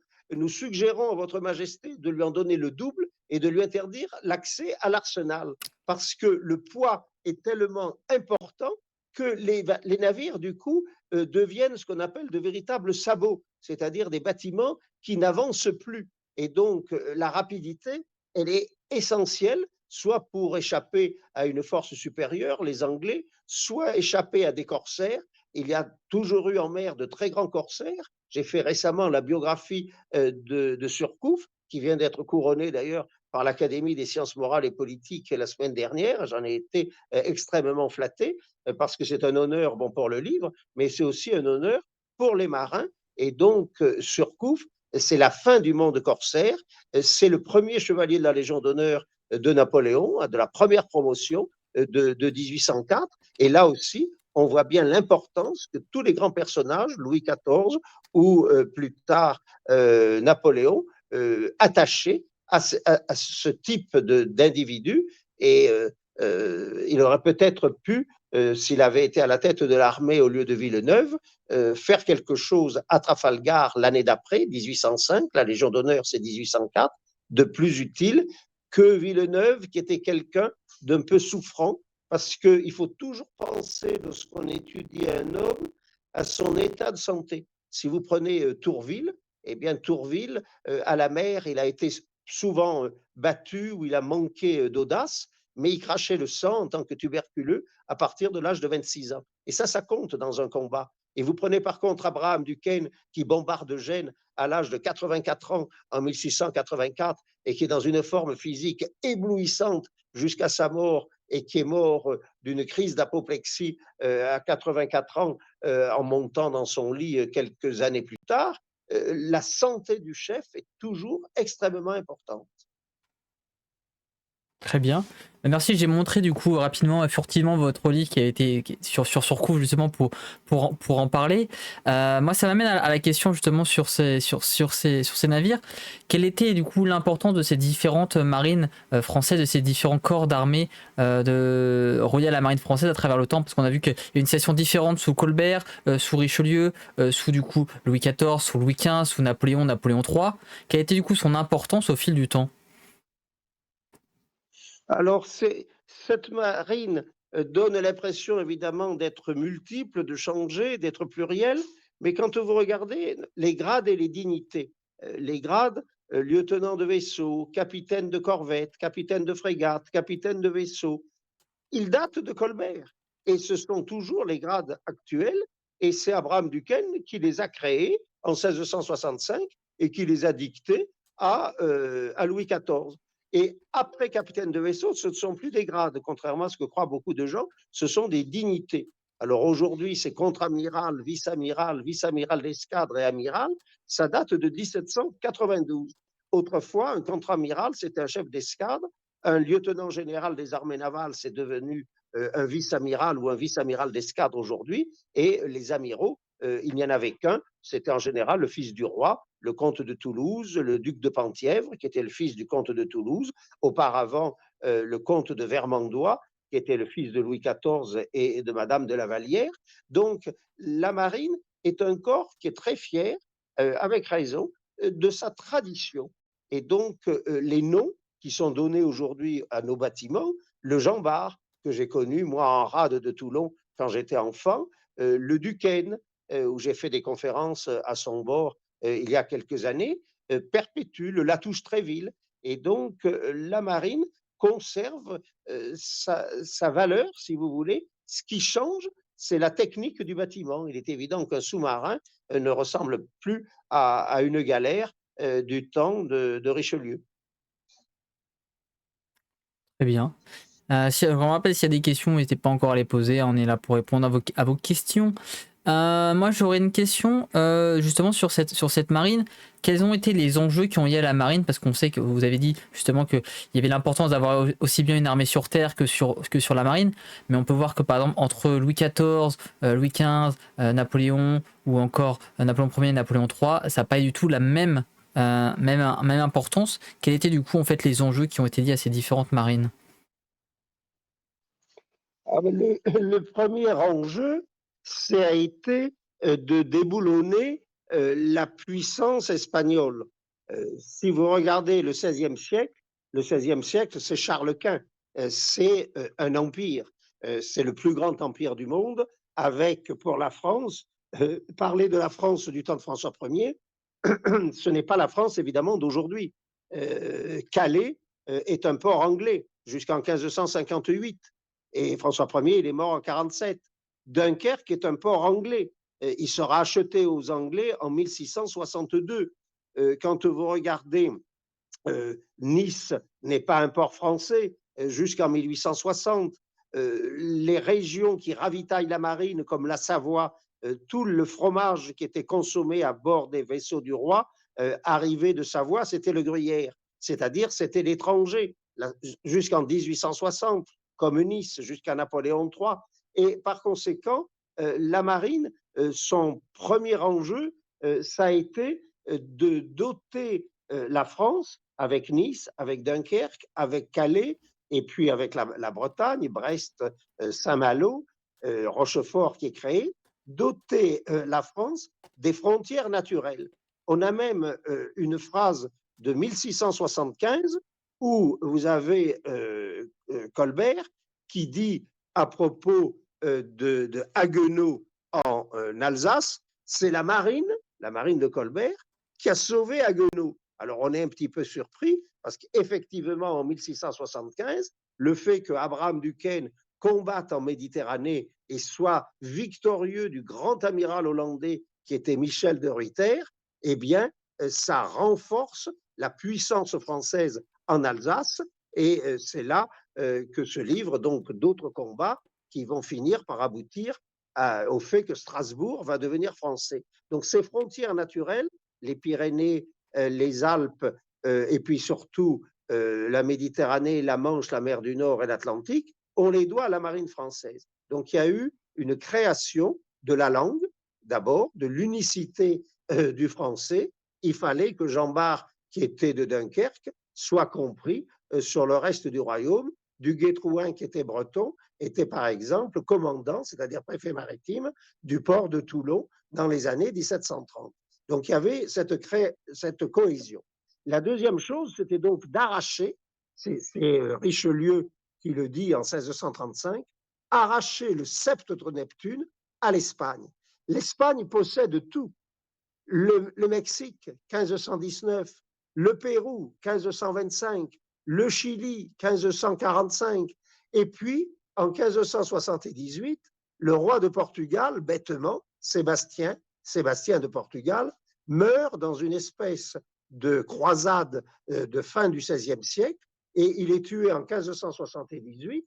Sa dépouille est ramenée jusque à Ceuta, donc jusqu'au Maroc. Et Philippe II, fils de Charles Quint, sa mère est une princesse portugaise. Donc Philippe II hérite du Portugal. Alors hériter du Portugal, c'est pas extraordinaire, mais le Portugal, c'est le deuxième empire colonial mondial. C'est Calicut, ce sont les Indes, c'est tout ce qui est du côté de l'océan Indien. Et donc Philippe II devient le souverain qui possède un empire sur lequel le soleil ne se couche jamais, ce qui n'était pas le cas du temps de son père Charles Quint. Et Philippe II va même donner son nom à des îles qui sont aujourd'hui les îles Philippines, d'où leur nom. Et par conséquent, vous avez une France qui joue, et ça aussi je le disais souvent en amphi, le rôle de la tranche de jambon dans un sandwich. D'un côté, vous avez Madrid, ça appartient au Habsbourg Philippe II. De l'autre côté, vous avez Vienne, ça appartient à l'oncle de Philippe II. Et la France reste prisonnière des Habsbourg pendant très longtemps, ce qui expliquera aussi même le mariage de Napoléon avec Marie-Louise de Habsbourg. Il faut sortir de cet étau. Et donc, on arrive en 1643 à combattre l'Espagne à la bataille de Rocroi et on arrache le sceptre de Neptune à une Espagne qui avait été déjà diminuée depuis 1588 par la flotte anglaise. L'invincible Armada avait été battue. Donc le premier enjeu, c'était de devenir la première puissance du monde. Et l'objectif a été rempli. À partir de Richelieu, eh bien, toutes les grandes batailles du temps de Richelieu sont toutes des victoires sur la flotte espagnole. Guetaria, 1638, Vado, 1638, Cadix, 1640, Tarragone, 1641, et Richelieu meurt à ce moment-là en 42. Donc la première marine du roi de France est une marine victorieuse. La deuxième marine, c'est celle de Colbert.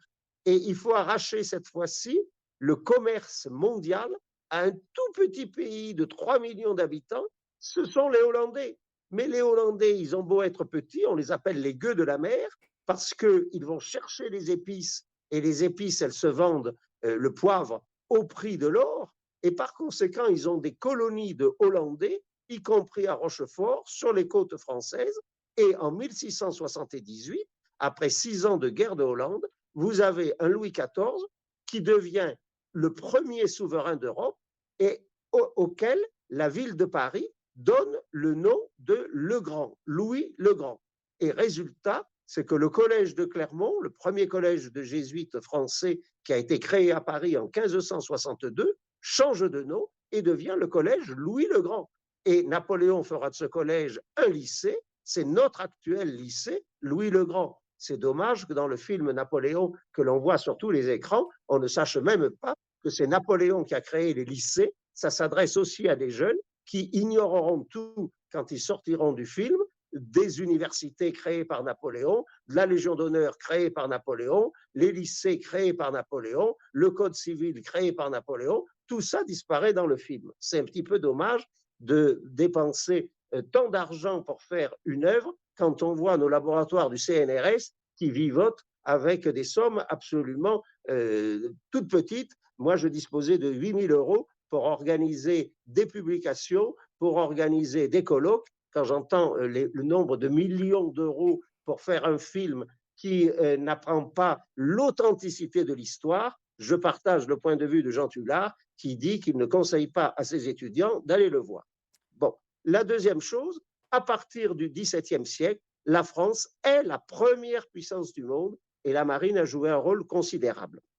Ensuite, quand vous regardez ce qui se passe à partir de 1688 jusqu'en 1815, les historiens maritimistes appellent cette longue période la longue deuxième guerre de 100 ans, 1688-1815. Et à ce moment-là, on a un siècle qui n'est plus espagnol, le 16e, qui n'est plus français, le 17e, mais qui, grâce à la Royal Navy, eh bien, devient un siècle britannique.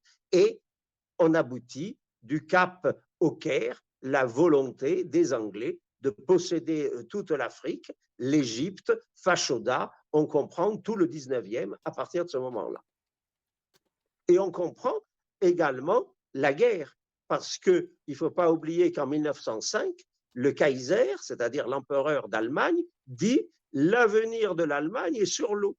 Et il ne faut pas oublier que Guillaume II, s'il aime la mer, c'est que par sa mère, il est le petit-fils de la reine Victoria et qu'il a donc vu des bâtiments de guerre au large de la Tamise quand il était enfant et qu'il allait en visite chez sa grand-mère à Londres. Mais du coup, il y a une question dans le chat, mais avant, je vais faire une petite transition justement parce que vous en avez parlé du film de Ridley Scott. Je voudrais remercier David Chanteran, du coup, qui est notamment historien, journaliste, qui dirige plusieurs revues, notamment Revue Napoléon, qui dirige le musée, qui est conservateur au musée de Brienne, le château consacré à Napoléon, qui est du coup la personne qui nous a permis d'avoir Michel Verger et Franceschi aujourd'hui. C'est lui qui m'a recommandé notre invité du jour, donc je le remercie vivement pour ça. Et en plus, pour une petite exclusivité sur la chaîne, on va le recevoir le 20 décembre à 19h. David Chantran sera présent du coup pour nous parler justement de la représentation de Napoléon Ier dans la fiction, notamment dans le dernier film de Ridley Scott, et comment Napoléon a été traité. J'en parle rapidement. Hop. Transition. Ah, je l'ai plus. Je l'ai rangé. Et où la transition? Mince. Ah, je l'ai plus. Ouais, je sais pas où je l'ai rangé. J'avais un bouquin justement qui parlait de ça. Mais on le représentera le 20 décembre avec David Chantran, on en parlera. On a une autre question justement. Vous avez parlé du coup des flottes qui ont été détruites à Brest, des flottes qui ont été détruites à Toulon, des flottes qui ont été détruites assez rapidement. Il y avait une question par rapport à ça, c'est justement comment du coup la France arrivait du coup à construire et à refaire ses flottes alors que ça coûte de l'argent et c'est extrêmement long de faire une flotte. Mais ça coûte combien? Et c'est long de combien de temps? Combien ça prend du coup de refaire une flotte justement pour se remettre au niveau? Un vaisseau sous Louis XIV, ça coûtait 1 million de livres. Donc c'était une somme astronomique. Mais il fallait ajouter au prix de la construction le prix de l'entretien. Parce que un cheval, vous le brossez tous les matins. Et un vaisseau, l'hiver, il prend de la neige sur le pont, il prend de la pluie. Donc il faut le balayer, il faut l'entretenir. Et en plus, la marine, et on lui reproche souvent, y compris dans les couloirs de nos universités, quand j'étais étudiant, on voyait un sous-marin égal 2 ou 3 lycées, 11 kilomètres d'autoroute, on voyait ce genre de choses. Les marins mangent, comme militaires, les vivres du roi, et aujourd'hui les vivres de l'État. Et autrefois, les cavaliers et les fantassins ne mangeaient pas les vivres du roi, ils mangeaient les provisions des paysans, que ce soit les paysans de leur propre pays, la France, que ce soit les paysans des pays dans lesquels ils étaient en train d'entrer, comme Napoléon, en Russie, à Berlin ou à Vienne, par exemple. Par conséquent, on a toujours reproché à la marine de coûter très très cher, au lieu de regarder ce qu'elle pouvait apporter, les découvertes, la Louisiane, Cavalier de la Salle, le Mississippi, le Canada, le Saint-Laurent, etc. On a toujours fait cette espèce de faux procès à la marine. Et alors Napoléon, évidemment, n'a pas été un grand vainqueur sur mer entre Aboukir et Trafalgar. Il faut dire que tout artilleur qu'il était, le fait de tirer sur un élément, la mer, qui bouge, ça complique beaucoup les choses. Ça complique beaucoup les choses parce que il faut imaginer là où le boulet va frapper. Et avec le tangage et avec le roulis, il est évident que le bâtiment n'est pas stable comme un champ de bataille. Et d'ailleurs, paraît-il, c'est un sous-marinier qui me l'avait dit, pendant la Deuxième Guerre mondiale, les Allemands visaient avec leurs torpilles pieds nus sur les sous-marins, de façon à sentir le mouvement de la mer à partir de leur coque beaucoup plus facilement qu'avec des chaussures. C'est très vrai. Le métier d'artilleur à bord d'un bâtiment de guerre est beaucoup plus compliqué que sur un champ de bataille. Alors les champs de bataille, David Chanteran, qui est un excellent ami, vous en parlera donc le 20 décembre. C'est ce qui est beau dans le film. Moi, je ne reproche rien à l'œuvre du film. Ce que je reproche, c'est le côté historique du film. L'œuvre, elle est très très belle, on peut voir effectivement de jolies choses. Ce qui est dommage, c'est d'en montrer des fausses. C'était facile de ne pas montrer Napoléon regardant Marie-Antoinette monter à l'échafaud. Ça, c'est faux. C'est dommage d'avoir l'impression, et pour nos élèves, pour les gens de notre âge, ça ne pose pas de problème, mais pour nos élèves de troisième ou de seconde, ils vont tous avoir l'impression que toute l'armée à Austerlitz a été noyée dans des lacs gelés. C'est un peu embêtant parce qu'ils vont confondre avec la Bérésina, ils vont confondre avec la campagne de Russie. Et ça, c'est dommage parce que ce ne sont pas des erreurs, c'est la volonté de faire des effets de style. Donc c'est un magnifique film hollywoodien. Ça, David vous le dira beaucoup mieux que moi en bon expert du Premier Empire. Mais c'est dommage de ne pas respecter le métier d'historien qui est un vrai métier. Et donc, nous nous attachons avec des moyens extrêmement limités, que ce soit dans les universités, dans les laboratoires de recherche, au CNRS ou ailleurs, à être au plus près de la vérité. Et donc, ce sont des publications qui atteignent 3000, 4000 personnes. Et c'est dommage que des films à très grand spectacle diffusent de fausses informations. Alors, il y a la beauté de l'œuvre, il y a la beauté de l'image, mais c'est dommage de ne pas diffuser l'authenticité de l'histoire. Ah bah, je suis tout à fait d'accord sur ce point. Moi, pour enchaîner un petit peu, je sais pas si ça avait répondu vraiment à la question sur le combien de temps ça prenait du coup pour créer une marine, comment on arrivait du coup à refaire une marine rapidement en fait sur Pour ce. faire un bâtiment comme la Couronne, qui a été le vaisseau phare de la marine de Louis XIII, il faut compter 20 ans. Ouais. De 1617-1618 jusqu'à son lancement en 1638. Il faut aller couper les bois, il faut aller en forêt. Colbert sera très prévoyant puisqu'il a fait planter nos actuelles forêts, notamment la forêt du Troncé. Et donc, ces forêts, aujourd'hui, elles existent depuis 300 ans, mais maintenant, la marine n'a plus besoin de chênes, n'a plus besoin de bois. C'est très, très long. Il faut amener du cuivre, il faut amener du fer qui vont arriver par Dieppe, par exemple, qui vont arriver par Dunkerque. Il va falloir fondre des canaux. Il va falloir avoir un nombre de personnel, de scieurs de long, de charpentiers, de charrons, de serruriers. Il y a beaucoup de fer sur un bâtiment. Et puis, tout ce que l'on va faire, les tonneaux, les barriques pour mettre de l'eau, pour mettre du vin, des sacs qu'il faut tisser pour y mettre de la farine. Cette farine que l'on va faire cuire 2 fois pour faire un pain très dur, d'où son nom de biscuit, puisque c'est cuit 2 fois. Donc, c'est ce qui a donné le mot actuel de biscuit, que l'on appelait le biscuit et non pas les biscuits à bord des navires. Il va falloir faire des conserves pour les mettre sur ces navires. Ce sont des conserves de prunes, de pruneaux, pour ceux qui sont malades des intestins. Il va falloir faire venir des bœufs qui arrivent d'Angleterre, d'Irlande, souvent en Angleterre à la nage. Et ces bœufs qui maigrissent dans la mer d'Irlande, eh bien, les bouchers irlandais mettent les carcasses dans les tonneaux et après, il va falloir transporter ces salaisons qui sont conservés dans le sel jusqu'à Brest ou jusqu'à Toulon.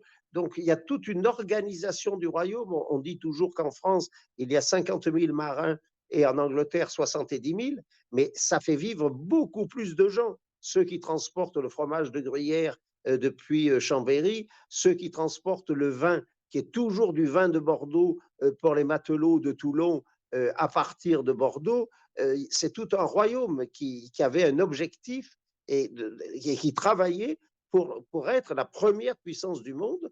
Et on est arrivé sous Louis XIV à être cette première puissance du monde au milieu du règne. La fin du règne commence à être un peu moins brillante parce que les pays, c'est comme les gens, il y a une jeunesse, il y a une maturité, et malheureusement, il y a un déclin, il y a une vieillesse, et ce déclin commence avec la vieillesse de Louis XIV et des fonds et des revenus qui sont moins importants. Et alors après, Choiseul refera lui aussi une marine, mais c'est très long. Et la marine que Choiseul remet en route en 1761, c'est celle qui gagne la guerre d'indépendance américaine en 1783, c'est-à-dire à nouveau 20 ans, comme sous Richelieu, comme sous Colbert, et une marine, elle est opérationnelle entre le plan que l'on commence à faire et le bâtiment qui est victorieux.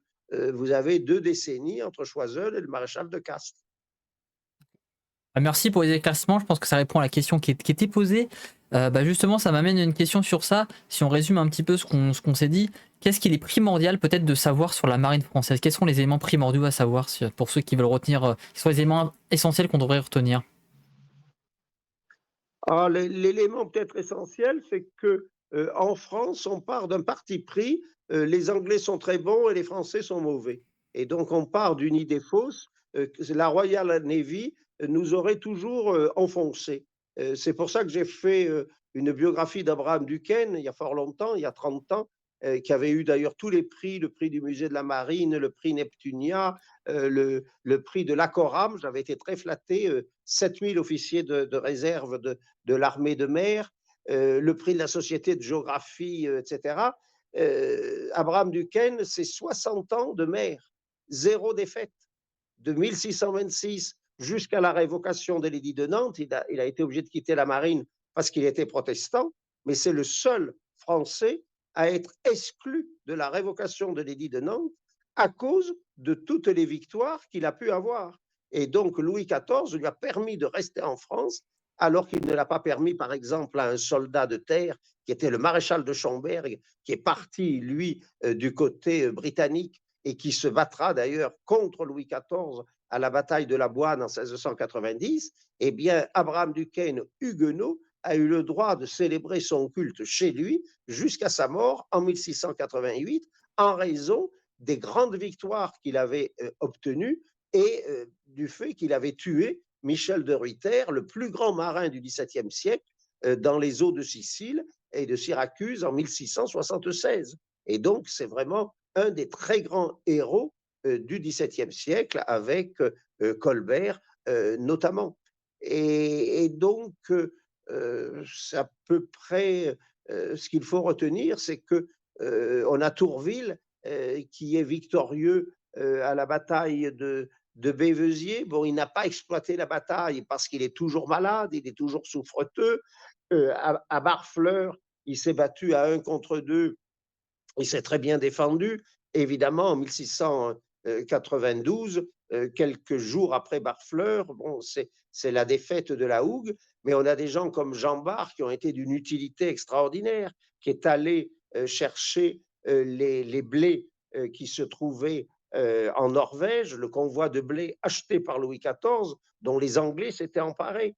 Et donc, Jean Bart, en 1694, dans cette bataille du Texel, il est allé récupérer les blés et il les a ramenés à Dunkerque.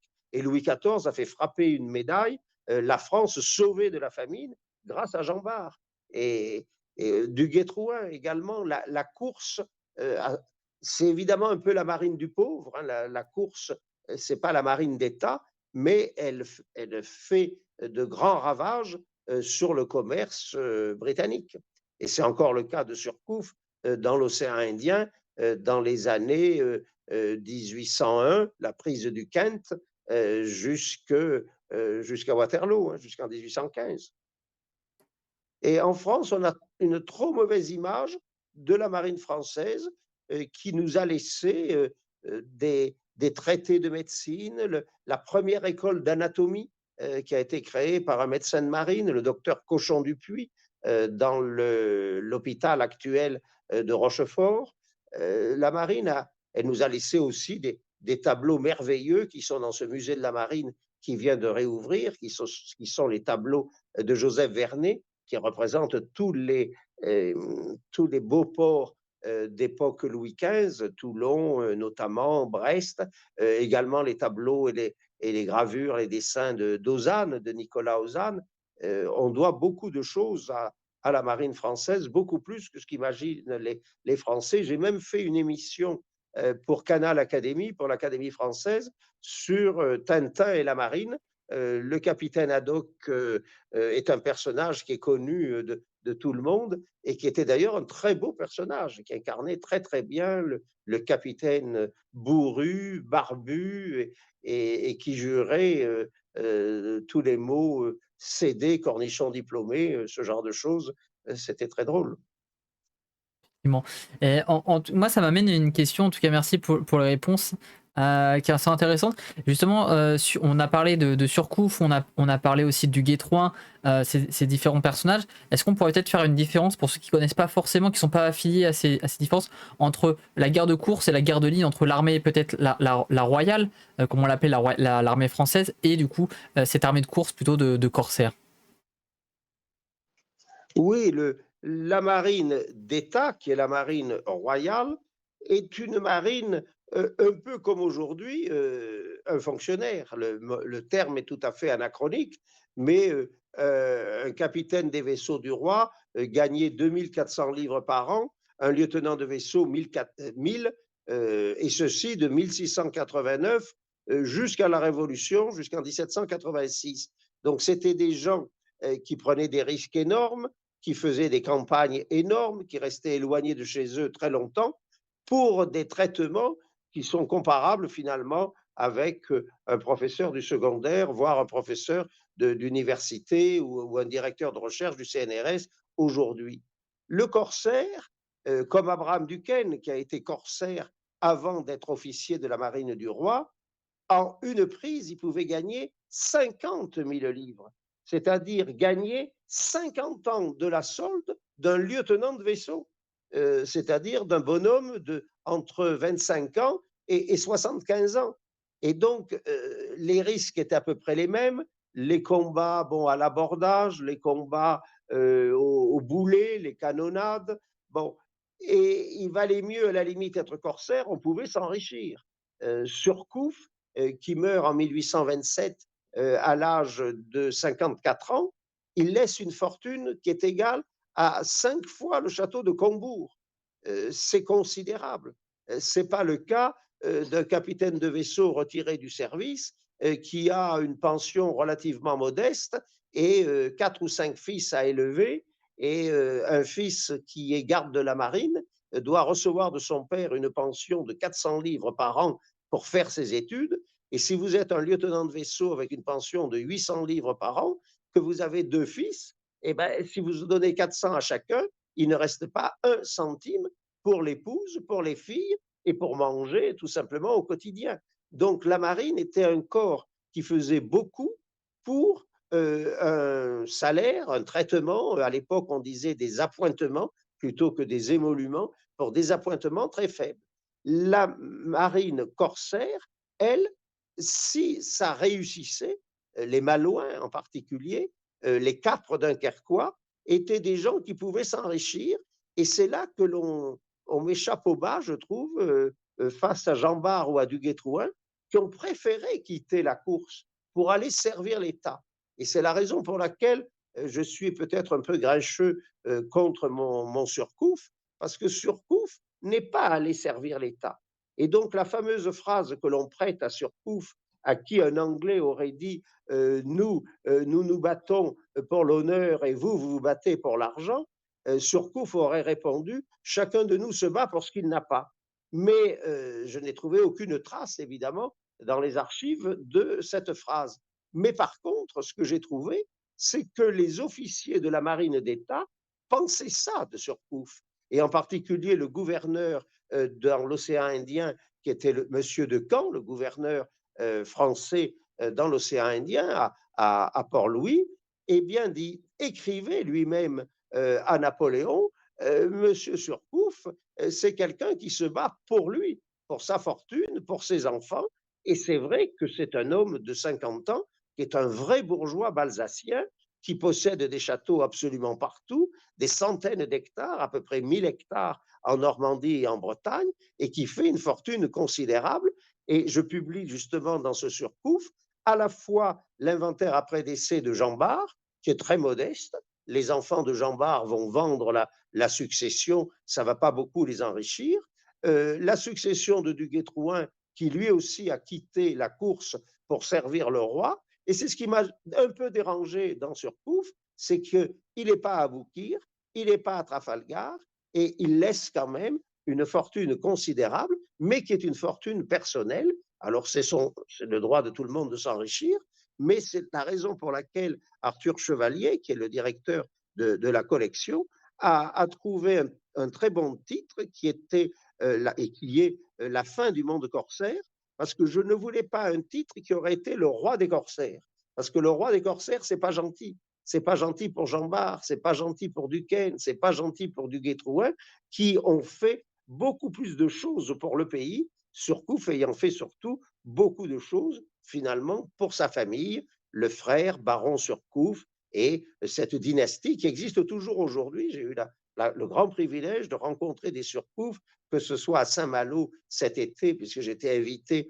par l'association des descendants de corsaires, où on a passé un excellent moment à évoquer Surcouf, mais j'ai trouvé aussi des descendants à Ajaccio, où je faisais également des conférences sur Surcouf l'an dernier, comme cette année, et il y a une descendance extrêmement nombreuse. Ça amène justement à une question qui peut être intéressante sur le sujet, parce que on a vu que Surcouf était un des grands marins de son temps. Napoléon lui aurait même offert du coup un commandement. Est-ce que selon vous, ça aurait changé en fait l'issue d'Aboukir ou de Trafalgar si Surcouf avait accepté de rejoindre la flotte impériale? Ah, ça n'est pas impossible du tout, parce que la valeur d'un homme comme Surcouf aurait pu, c'est un meneur d'hommes, c'est un homme qui est grand. La plupart de ces corsaires d'ailleurs sont grands. Jean Bart faisait 2,02 m, donc ce sont des baroudeurs. Duquesne était un homme de 84 ans qui était d'une solidité à toute épreuve. Quand il était malade en mer avec des fièvres à 40, il buvait de l'eau glacée. Surcouf était également un homme d'une force exceptionnelle. On lui a prêté un grand nombre de duels qu'il n'a jamais livrés d'ailleurs, mais ce sont vraiment des baroudeurs. Alors, il n'est pas impossible que si on avait eu un Surcouf, plutôt que d'avoir Villeneuve qui a fini par se suicider après Trafalgar, et qui n'est pas donc dans la même mentalité qu'un Surcouf, qui lui ne s'est jamais suicidé ni au cours d'un naufrage, même au milieu des horreurs, puisque dans ce naufrage, il y a eu 300 Noirs, puisqu'ils pratiquaient la traite négrière, qui sont morts en hurlant, attachés à fond de cale avec les fers aux pieds et les fers aux poignets. Alors ça, c'est quelque chose qui nous choque aujourd'hui en tant que contemporains, mais ça ne choquait pas à l'époque, ça choquait les élites. Ça choquait Surcouf, qui disait on ne peut pas laisser les Noirs attachés au fond. Mais ça ne choquait pas les matelots, parce que les matelots disaient si on les libère, ils sont 350 et nous, on est 20. Et donc, ils vont nous massacrer. Et la chaloupe qui reste à bord, ils vont la prendre pour aller se rendre, eux, sur les récifs qui sont voisins. Donc, quand on se met dans les conditions, ce n'est pas du racisme à l'époque. C'était la peau de l'un par rapport à la peau de l'autre. Et les matelots se sont opposés à ce que Surcouf libère les Noirs à bord, tout simplement parce qu'ils tenaient évidemment à leur vie. Donc, ils n'ont libéré que les femmes des Noirs et les enfants des Noirs, 350 également, qui, eux, ont été sauvés. Est-ce qu'ils ont été sauvés par humanité? Ça, je ne peux pas vous répondre. Ils ont peut-être été sauvés tout simplement parce qu'ils ont été en effet vendus et que c'était le seul moyen de limiter la casse de ce que l'on appelait d'une façon assez terrible la marchandise ou le bois d'ébène.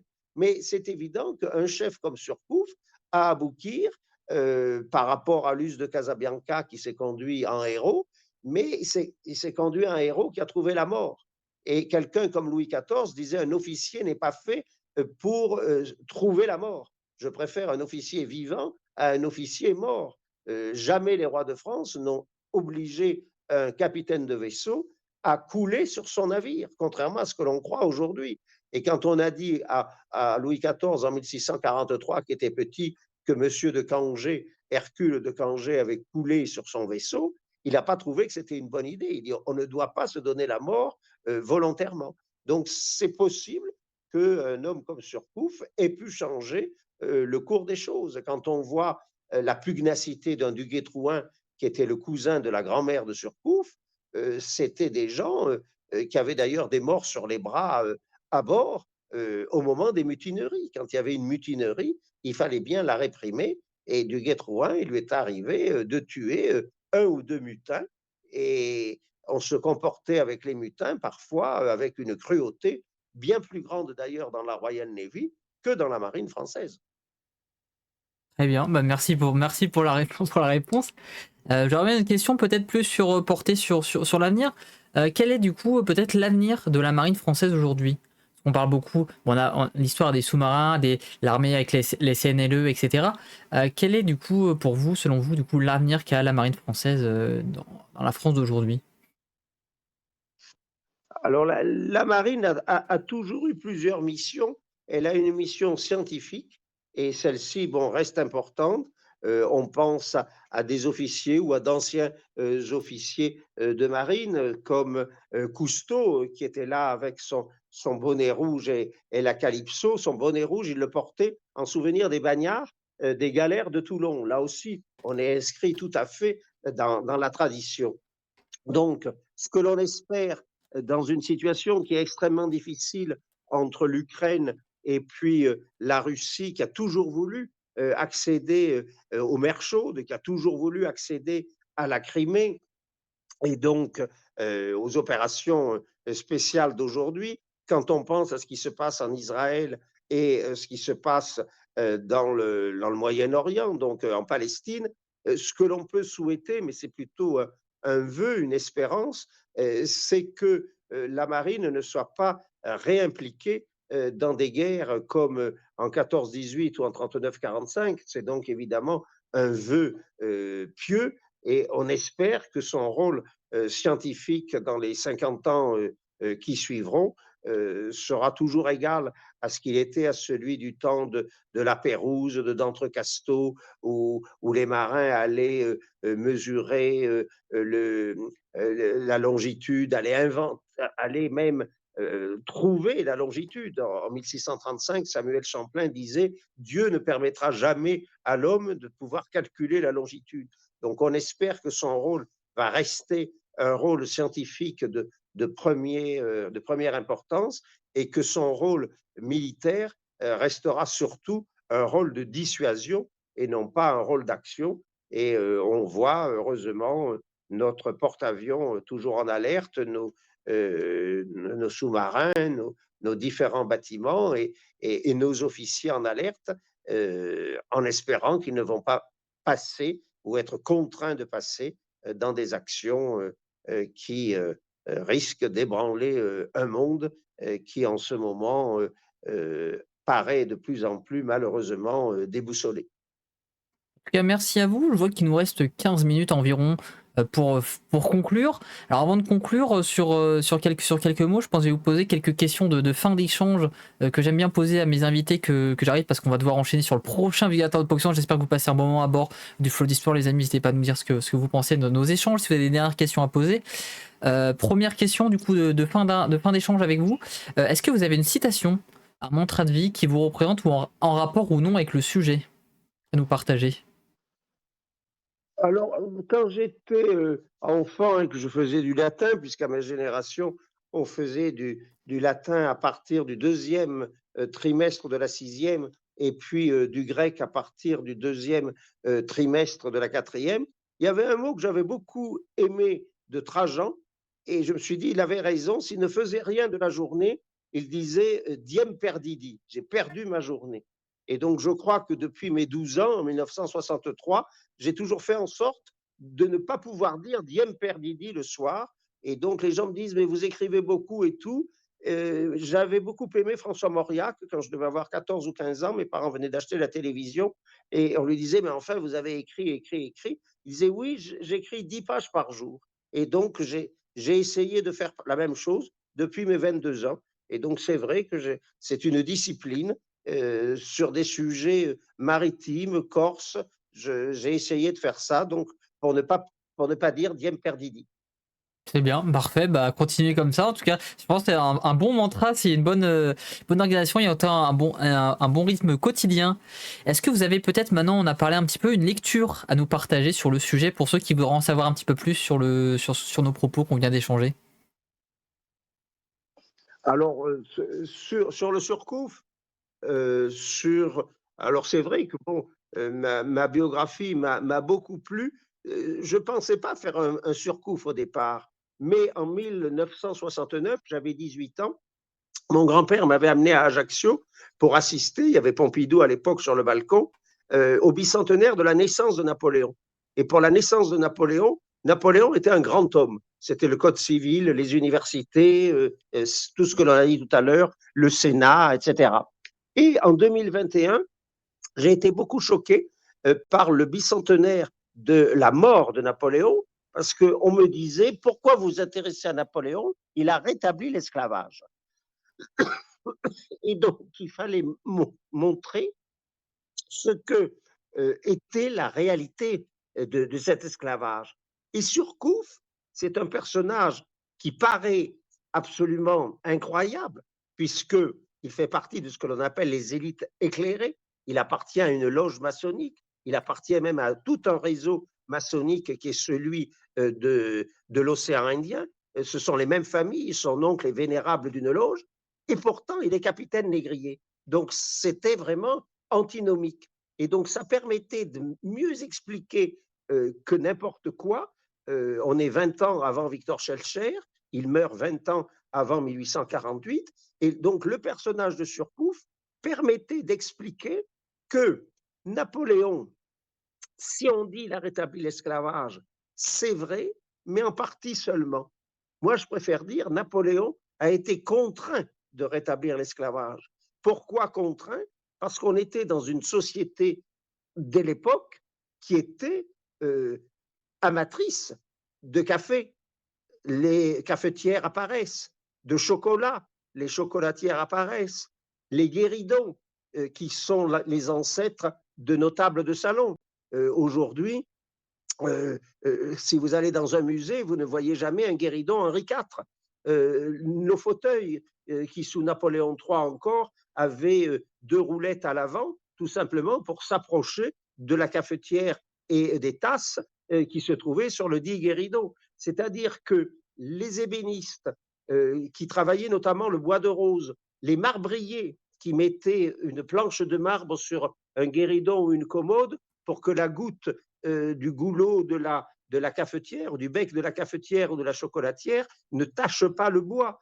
Les marbriers, les faïenciers qui faisaient des tasses, qui faisaient des soucoupes, les orfèvres qui faisaient des cafetières, les cigaratières qui roulaient du tabac dans du papier très, très transparent et qui disaient s'il n'y a plus les colonies, on va retourner à la prostitution, ce qui était vrai. Moi, j'étais jeune professeur au Havre et j'avais étudié donc tout ce réseau de misère, de prostitution au Havre à la fin du XVIIIe siècle. La société en vivait. Donc, on ne peut pas faire peser sur un homme, Napoléon, le rétablissement à lui tout seul de l'esclavage. C'est un petit peu comme si aujourd'hui, on se donne bonne presse.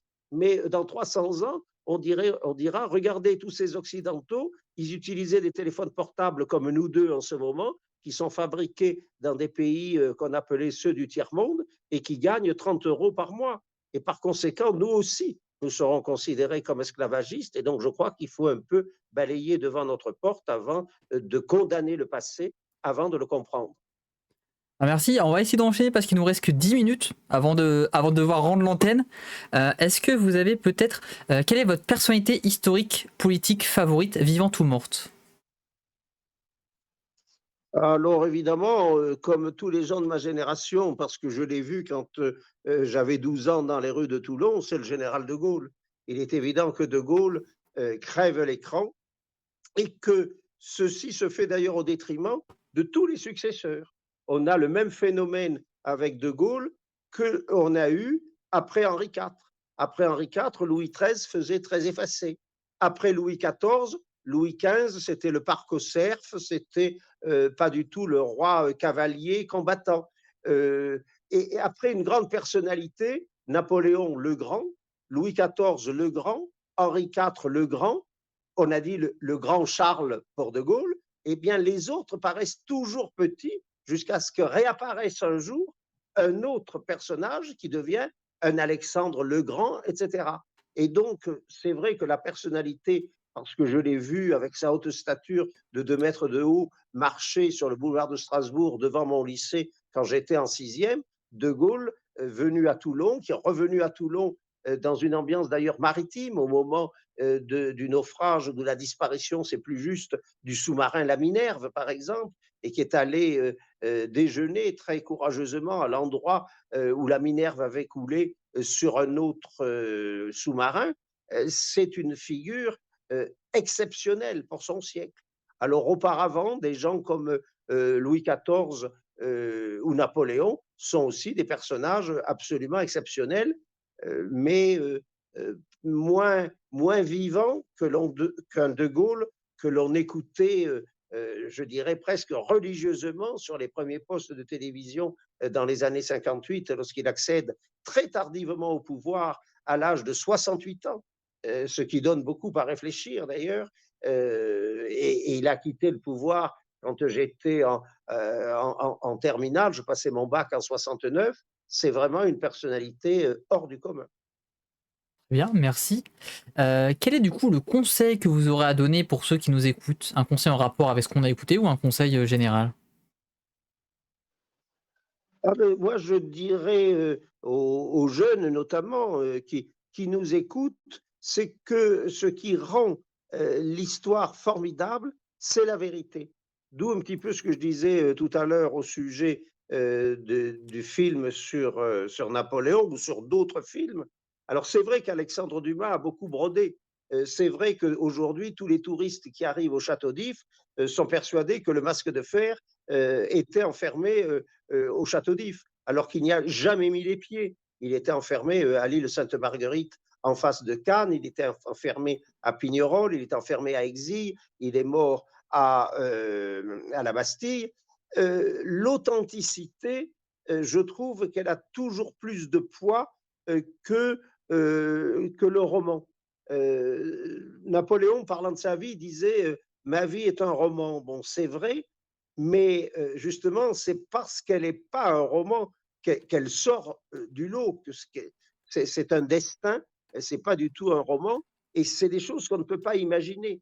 Est-ce qu'on pourrait imaginer que quelqu'un qui est le fils d'un avocat d'Ajaccio et qui quitte Ajaccio à l'âge de 8-9 ans va devenir ce qu'il est devenu, plaçant ses frères en Westphalie, à Madrid, ses sœurs à Naples, etc. C'est inimaginable. Et la force de l'histoire, c'est ça. Donc ceux qui nous écoutent, je crois qu'ils ont intérêt à lire des livres, de bons livres, à regarder des films, de bons films, c'est-à-dire le plus proche de ce qui est l'authenticité historique, qui est la mission d'un historien. Bon, le mot d'historien, c'est enquêteur en grec. C'est celui qui fait une enquête et on cherche le coupable. On cherche qui est le masque de fer, qui c'est qui a tué Henri IV. On ne le sait toujours pas depuis 1610. Bon, Ravaillac, d'accord, mais pourquoi, ça, on ne le sait pas. Très bien, merci. Question du coup sans transition, quel est votre prochain défi? Ah ben, mon prochain défi, là, en ce moment, je suis extrêmement pris parce que je suis un vrai globe-trotteur de la vie de la plupart des copains. Et là, on arrive à converser très agréablement. Je suis à Cassis. Hier, je faisais une conférence à Montpellier. Demain et après-demain, je signe un bouquin pour enfants. C'est la première fois que je fais ça, mais je pense qu'il était temps de le faire en raison de mon âge. Et ce bouquin s'appelle Dis Michel, c'est quoi la Corse, que je vais signer le 5 à Bastia et le 6 à Ajaccio, qui est très très bien illustré par un ami pour transmettre. Et mon prochain bouquin, donc c'est celui-ci, Dis Michel, c'est quoi la Corse, qui sort chez un ami et éditeur ajaccien, ce sont les éditions du Scoud de Jean-Jacques Colonna d'Istria. Et puis après Noël, on verra. Très bien, merci. Quelle est la question du coup peut-être vous avez parlé de vos bouquins, où est-ce qu'on peut vous retrouver pour ceux qui veulent en savoir plus sur ce que vous faites? Est-ce que vous avez des liens à nous partager? Moi j'ai mis une commande sur votre biographie Wikipédia, mais je ne sais pas s'il y a des endroits où on peut vous retrouver. Alors, on peut trouver la biographie, évidemment, sur Wikipédia. J'aime beaucoup, d'ailleurs, personnellement, Wikipédia. Vous avez toujours des gens qui disent il y a des erreurs, il y a des erreurs, mais si on savait tout ce qui est sur Wikipédia, on aurait déjà incurgité une culture absolument extraordinaire, parce que c'est un outil très précieux et qui est vraiment très, très bien fait. Alors, on peut me trouver sur Wikipédia, on peut me demander comme ami sur Facebook, on fait Michel Verger-Franceschi, donc ça, c'est facile. Je réponds oui, sauf quand je vois qu'il s'agit de choses un petit peu bizarres de la part de l'invité, parce que j'en reçois aussi quelques-uns ou quelques-unes que je supprime à ce moment-là. Et puis, on peut trouver, en faisant Verger-Franceschi sur Internet, vous trouvez tous les bouquins, aussi bien en librairie que sur Amazon, qui sont très souvent disponibles. Alors, je suis très fier notamment de la collection de 24 volumes que j'ai faite sans aucun droit d'auteur, totalement gratuitement, pour la mairie de Bonifacio. Je fais depuis 24 ans, depuis 98, un volume par an en invitant des collègues très compétents, que ce soit de la Sorbonne, que ce soit d'Oxford, que ce soit de l'Université de Naples, etc. À peu près 10 conférenciers tous les ans, en 25 ans, ça fait à peu près 250 à 280 collègues. C'est la même série qu'Astérix, c'est-à-dire la Corse et l'Angleterre, la Corse et l'Égypte, la Corse et la monarchie espagnole. Et donc, ça donne une dimension qui est pour la première fois de l'ouverture d'une île qui n'est pas uniquement méditerranéenne, mais c'est un mot que j'aime beaucoup, d'une île monde. Beaucoup de gens vont visiter aujourd'hui en Corse, notamment les palais américains. Et donc, les palais américains, ça n'a rien à voir avec la Méditerranée.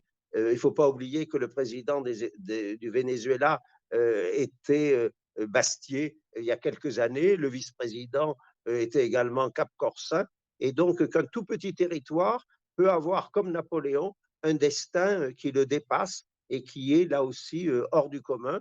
J'ai fait des conférences à Moscou sur Pozzodiborg, qui a été présent à Waterloo dans le camp adverse. J'ai fait des conférences à l'Université de Californie sur Paoli, car il y a quand même 5 villes aux États-Unis qui s'appellent des Paoli Cities. Et donc, c'est très intéressant et très enrichissant de voir combien un tout petit territoire peut avoir une importance, ou un personnage comme Napoléon ou Louis XIV. Louis XIV, qui était un petit orphelin de 5 ans, ce sont des hommes hors du commun. Eh ben, très bien, en tout cas, je vous remercie par rapport à ce que vous nous dites. Bah, merci encore pour votre temps. Je suis extrêmement content d'avoir pu vous accueillir à bord du Flow d'Histoire aujourd'hui pour parler d'histoire maritime française. Est-ce que on arrive sur la toute fin? Est-ce que vous aurez quelques mots pour conclure notre échange, des choses que vous voudriez nous partager? Ah ben, d'abord, un grand merci d'abord à David Chanteran qui nous a mis en relation. Un grand merci pour le travail de préparation que vous avez fait sur toutes vos questions, la façon dont s'est passé l'échange, l'entretien. Et vraiment, je ne peux que faire des éloges sur la façon dont ça s'est passé, et dans un délai très, très court. Et donc, je vous remercie infiniment de votre invitation et de votre accueil. Bah, merci beaucoup, et on rappelle que voilà, pour la technique, on va s'excuser un petit peu juste pour les petits problèmes de son qu'on a eu au début, parce que on a enregistré ça on a préparé ça en 2-3 jours maximum, parce qu'on avait un autre invité qui malheureusement n'a pas pu venir, mais je suis très content que David ait pu nous mettre en relation pour avoir quelqu'un, un expert sur l'histoire maritime. On retrouvera, je rappelle, David le 20 décembre du coup à 19h. On retrouvera aussi Audrey Fortassin, qui est directrice coprésidente de Démocratie Ouverte, mercredi à 14h, pour parler en fait de la démocratie, comment mettre plus de démocratie dans notre quotidien, comment à l'horizon des élections 2024 européennes, comment créer une société plus démocratique. Donc merci à vous tous ceux qui sont arrivés. Il est 20h les amis, on est pile poil à l'heure. Apparemment Omgi est prêt pour le raid, donc je vais vous envoyer tout de suite pour vous. Voilà, si vous aimez l'histoire, si vous aimez la géopolitique, si vous aimez l'histoire marine, je vous invite à rejoindre la page, à rejoindre le Twitch, à follower. Merci encore à vous tous pour votre présence. Merci à vous tous. Je vous souhaite un bon 24 heures de la vulgarisation avec le CNRS. Merci au CNRS, merci à Poxiance, merci à l'équipe de modération et merci à tout le monde pour votre présence aujourd'hui à bord du Flow de l'Histoire. J'envoie tout de suite le raid, je vois qu'il est prêt. Raid au âme Guy, normalement, ça devrait partir. Est-ce qu'on est bon? On est très très très bon. On est organisé. Voilà. Donc je vous laisse rejoindre tranquillement le raid avant que je le lance. J'attends que tout le monde rejoigne le raid. Merci à vous. Je regarde vos derniers messages avant de partir pour les transmettre à votre invité. Si vous avez des messages à... Alors, je vous les transmets du coup, Monsieur Verger Franceschi. On nous remercie. On vous dit que c'était génial. On vous dit que c'était super.